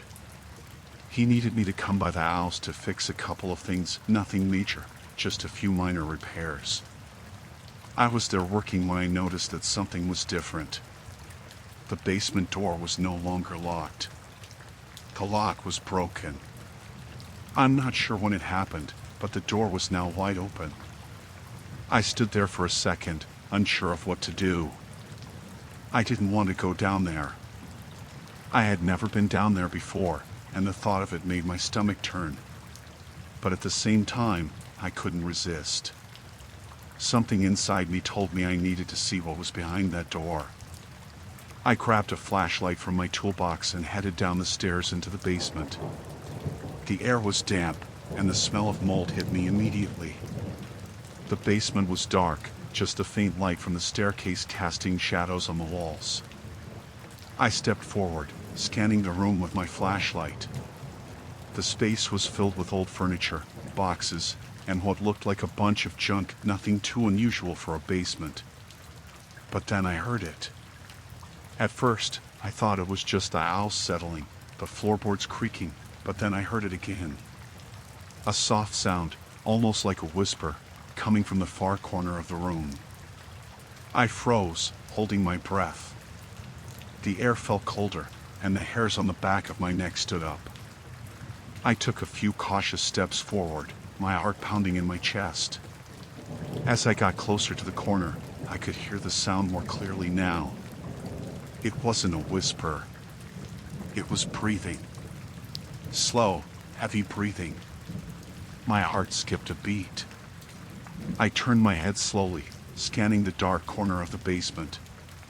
The flashlight beam flickered for a moment, and I swore I saw something move, just a shadow, but it was enough to send a chill down my spine. I took another step forward, then stopped. My mind was racing, and I felt my stomach turn. I wasn't sure if I wanted to know what was down here anymore. The breathing was still there, and it was getting louder, like whatever or whoever was in that corner was getting closer. I couldn't leave. I couldn't just walk away, not after all this. I had to find out what was going on. So, with my heart pounding in my chest, I took one more step forward. That's when I saw it. In the corner of the room, half hidden behind a stack of boxes, was a small door. I hadn't noticed it before. It was a simple wooden door, nothing special about it, but there was something unsettling about it. The sound of breathing was louder now, more distinct, and it was coming from behind that door. It sounded like someone was inside, waiting. I could feel my palms start to sweat, my breath coming in short, shaky gasps. I knew I should turn back. I knew I should just get out of there and never come back. But something was pulling me toward that door, some primal curiosity that I couldn't ignore. Slowly, I reached out and placed my hand on the door. The wood was cold under my fingers, and the moment I touched it, the breathing stopped. The silence was deafening. I hesitated for a moment, my mind racing with what I should do next. Then, without thinking, I turned the doorknob and pushed the door open. What I saw inside made my blood run cold. The room was small, barely big enough for a person to stand in, and the air inside was thick with dust and mildew. But what stood out the most was what was in the middle of the room, a chair. A worn, old chair, but that wasn't what caught my attention. It was the straps, the ones tied to the arms and legs of the chair. And the blood. The dark, sticky stains on the floor beneath it. I don't know how long I stood there, staring at the room, trying to process what I was seeing. My body felt numb, and my mind raced with questions I couldn't answer. Who had been down here? And why had the landlord never told me about this?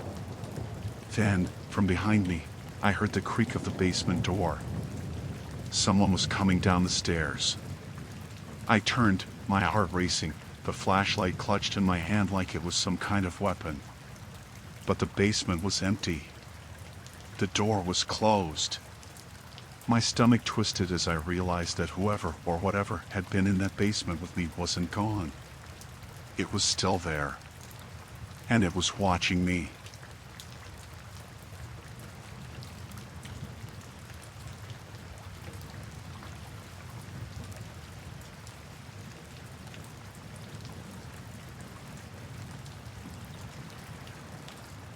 It was one of those afternoons where I just wanted some peace. I had been stuck inside all week with work, and the park seemed like the perfect place to clear my head.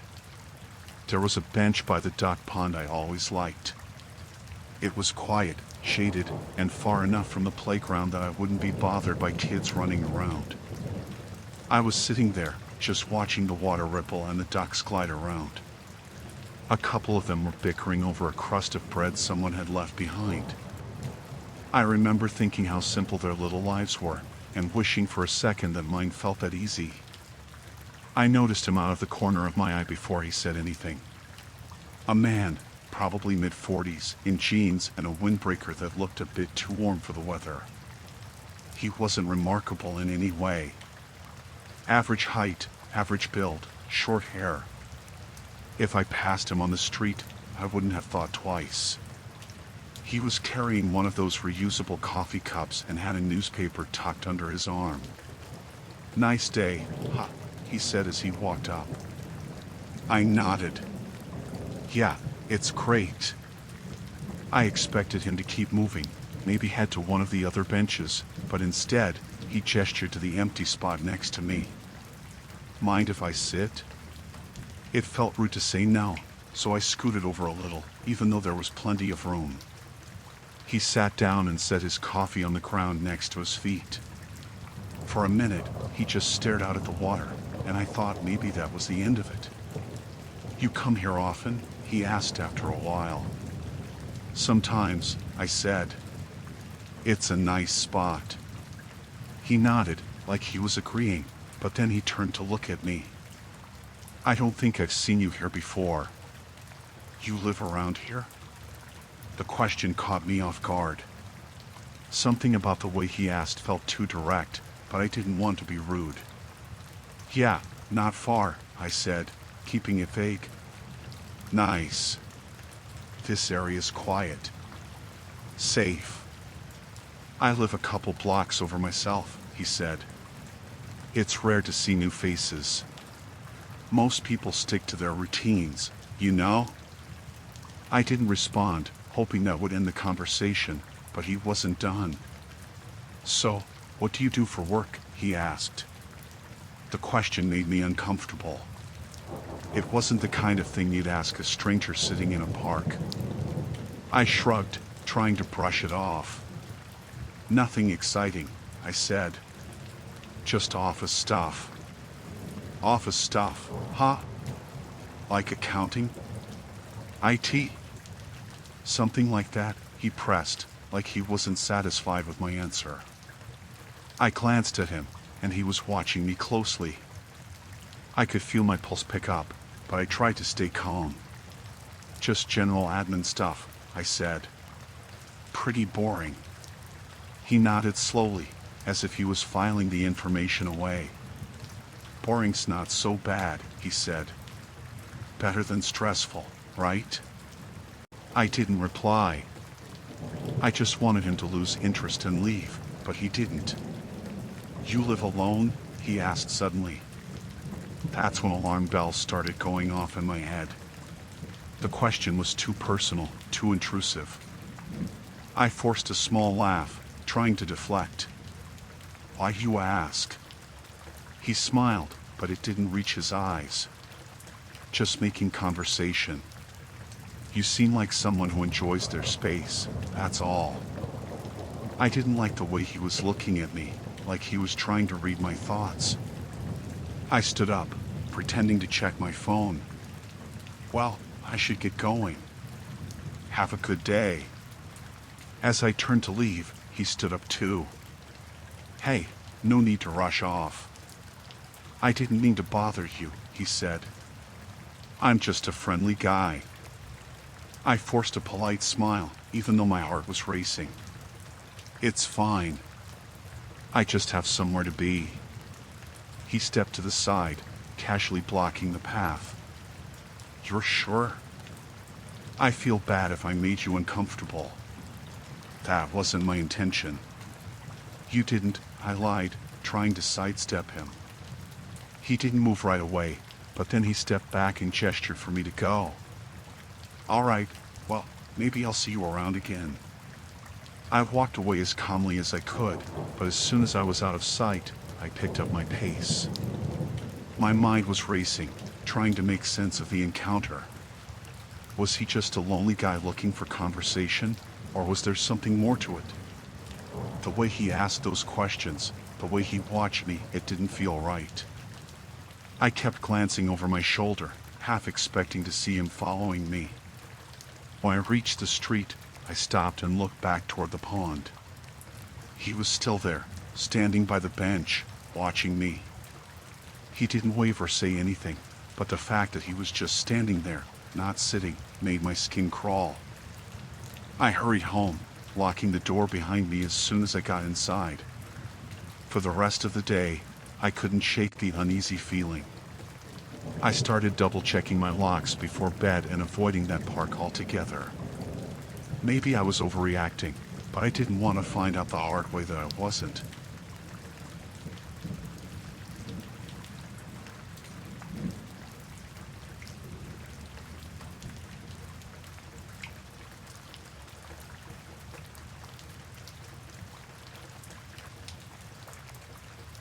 It started like any other evening. I had just finished a long shift at work, and all I wanted was to get home, unwind, and forget about the day. The drive wasn't anything special, just the usual route I always took, nothing too long or complicated. I remember the road being a bit darker than usual, since it had been raining earlier, but the highway was clear. I was almost out of the city, just a few miles from home when it happened. I was cruising along in the right lane, just minding my own business, when I saw the headlights of a truck in my rearview mirror. It wasn't unusual to see big rigs at that time of day, but this one was tailing me way too closely. I figured the driver must have been in a hurry or something, so I switched to the left lane to let them pass. But instead of passing, the truck just stayed there. I tried to shake it off and focus back on the road, but the truck wasn't backing off. Suddenly, it swerved toward me. I don't know if it was the rain or if the driver just wasn't paying attention, but the next thing I knew, I had to jerk the wheel hard to avoid being sideswiped. My heart slammed in my chest as I veered to the shoulder of the road, barely missing the truck by inches. I could feel my hands shaking on the wheel. I don't even know how I managed to get the car back under control. I just kept driving, my mind racing. It wasn't until I looked in my rear view again that I saw the truck pull back into its lane. It hadn't stopped. It didn't even slow down. It just went on like nothing had happened. For a moment, I couldn't breathe. It felt like my body was still stuck in the moment of almost colliding.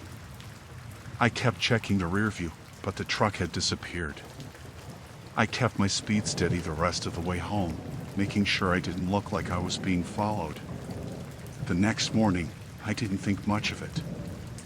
I figured the whole thing was just a weird, close call accident. I told myself it was over. But then things started to get odd. The truck appeared again. I was getting out of my car at work when I saw it parked across the street. I didn't recognize the driver, but I recognized the truck, big, rusty, with a faded logo on the side. It wasn't the same truck I had almost collided with the night before, but it looked so close that it made my stomach tighten. My breath hitched. I tried to shake it off as just coincidence. There are tons of trucks that look the same, right? It didn't make sense to overthink it. But as I walked into the building, I kept looking over my shoulder, half expecting the truck to start moving. It didn't. But I couldn't shake the feeling that I was being watched. The day dragged on.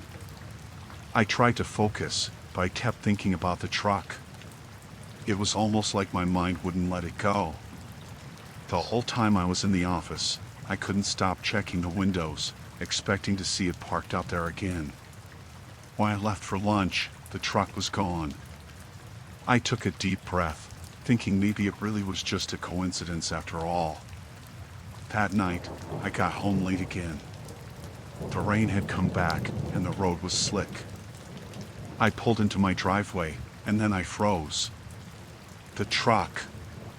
It was parked at the end of my street, right where the road meets the main highway. I could barely make out the shape through the rain, but there was no mistaking it. It was the same truck. Same faded logo. Same rust spots. The truck that had nearly sideswiped me the night before. I didn't even want to think about it. I tried to tell myself I was overreacting. Maybe it was just a truck that happened to be in my neighborhood. But deep down, I knew. This was too much of a coincidence. I stayed inside that night, didn't even go out for a walk. I kept my blinds closed and didn't leave until the next morning. The next few days were the same. Every time I went out, I saw the truck always parked somewhere near where I was, always staying just far enough away to not seem suspicious, but close enough to make me uncomfortable. One morning, it was parked outside my workplace again. Another day, I saw it at a gas station when I stopped to fill up. The worst part was that I never saw the driver. Just the truck. Every time I tried to look for the person inside, there was nothing. The windows were too tinted, and the truck was always empty when I glanced in. But it was always there. I started making different routes to work, hoping to avoid it, but it didn't matter. Every time I turned a corner or stopped somewhere, the truck would appear. It was as if someone was tracking me, keeping tabs on my every move. I couldn't get away from it. I started feeling paranoid. I'd get into my car and check the rearview mirror, expecting to see the truck right behind me. Sometimes I'd drive in circles, just to make sure I wasn't being followed. I couldn't take it anymore. I tried talking to the police, but they said it wasn't enough to report. It wasn't like the truck was doing anything wrong. I was just seeing things. That's what they told me. Then, one evening, I finally snapped. I couldn't keep living like this, constantly looking over my shoulder, wondering if the truck would be there, lurking. So, I did something that felt insane but also necessary. I drove to the truck's location. I found it parked near a convenience store on the edge of town. I parked across the street, out of sight. And I waited. For hours, nothing happened. It just sat there, like it was waiting for me. But eventually, around midnight, a figure stepped out of the convenience store, carrying a bag of snacks. It wasn't the driver I'd seen before, but there was something about him that made my heart drop. He had that same look, like he'd been watching me for days. Maybe he was the driver. Maybe he wasn't. I couldn't tell. But as he got closer to the truck, I saw something else. Another man. A second person hidden in the shadows, watching me. I didn't wait around to find out what happened next. I turned my car around and sped home, not even caring about the lights or the speed. I got inside and locked the door behind me, my heart pounding. The truck never showed up after that night. I don't know if it was a coincidence or if they finally got tired of watching me, but I never saw it again. It was over. But I still think about it. I don't know who those people were or why they were following me, but I hope I never find out.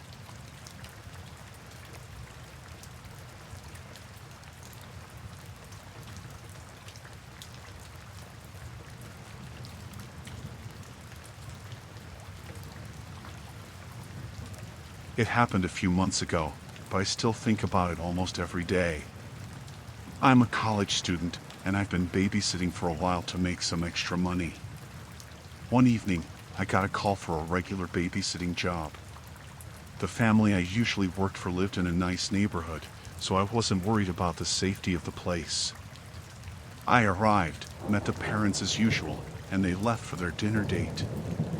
Everything was normal. The kid I was watching, Ethan, was a sweet boy, around 8 years old. We watched TV for a while, and then he went to bed like he always did. I didn't expect anything out of the ordinary. The parents had told me they would be back by 10, and it was about 9:30 when my phone rang. I looked at the screen and saw the number listed as Dad on the caller ID. I thought nothing of it. Maybe he was just calling to check in, but I answered. "Hello?" I said, trying to sound cheerful. "Hey, this is Ethan's dad," the voice on the other end said. It was deep, but something about it felt a little off. "How's everything going?" "Everything's fine," I replied. "He went to bed about 20 minutes ago. Should be asleep soon." Good, he said. There was a pause before he spoke again. "Hey, I just wanted to ask you something real quick." "Sure," I said, a little confused, but still calm. I was wondering if Ethan's been acting strange lately.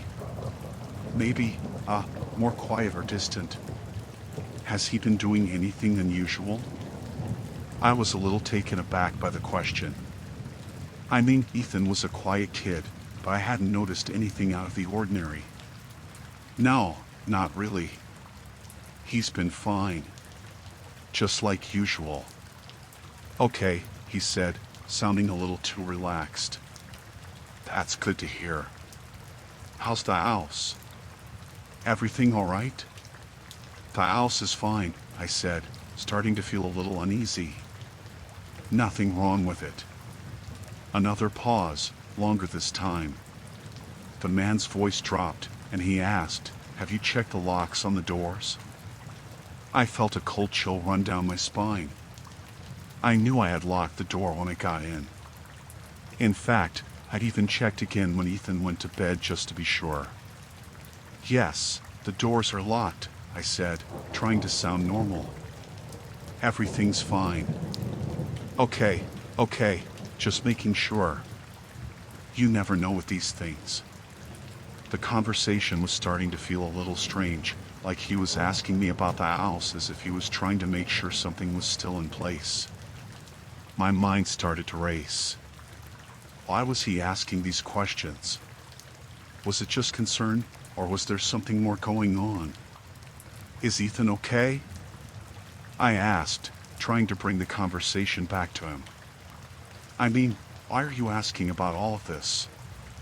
Well, like I said, just checking in.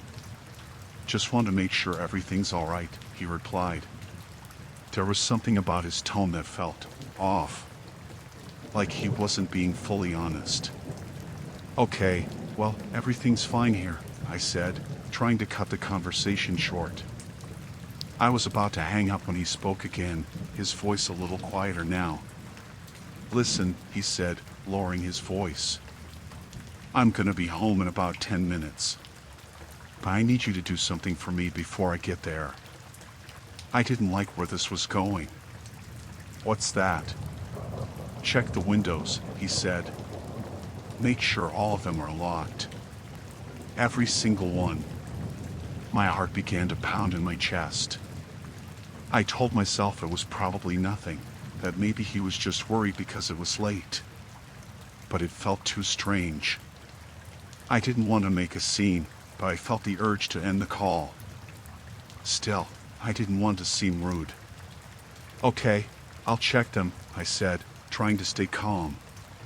Is everything all right? Yes, everything's fine. I'll be there soon. Just check the windows, all right? He repeated. I agreed, though my mind was racing.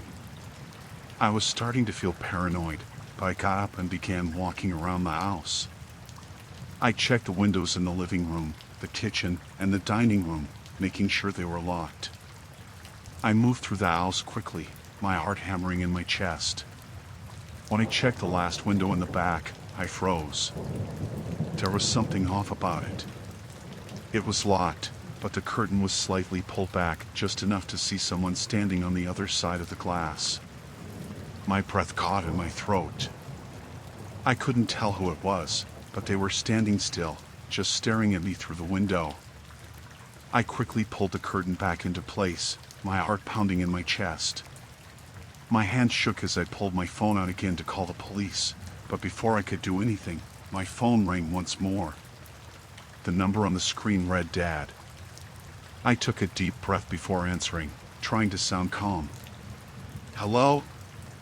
Hey, the man said, but his voice didn't sound right. It was lower now, almost rasping.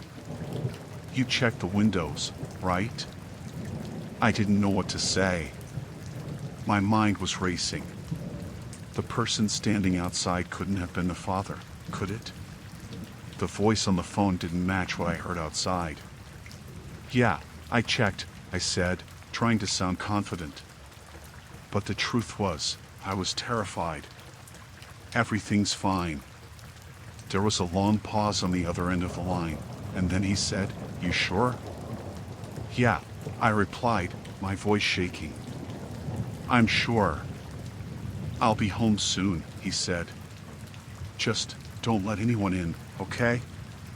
Don't answer the door for anyone but me. I didn't know what to say. I just nodded, even though he couldn't see me. As soon as I hung up, I bolted for the front door, locked it again, and grabbed my phone. I called the parents, but the line went straight to voicemail. I didn't know what to do next. The situation felt wrong, but I couldn't put my finger on why. After a few long minutes, I heard the sound of a car pulling up outside. I peeked through the blinds, and for a moment, I thought I saw someone walking toward the front door. My heart stopped. But then, I saw the headlights, and a car pulled up to the driveway. The real father.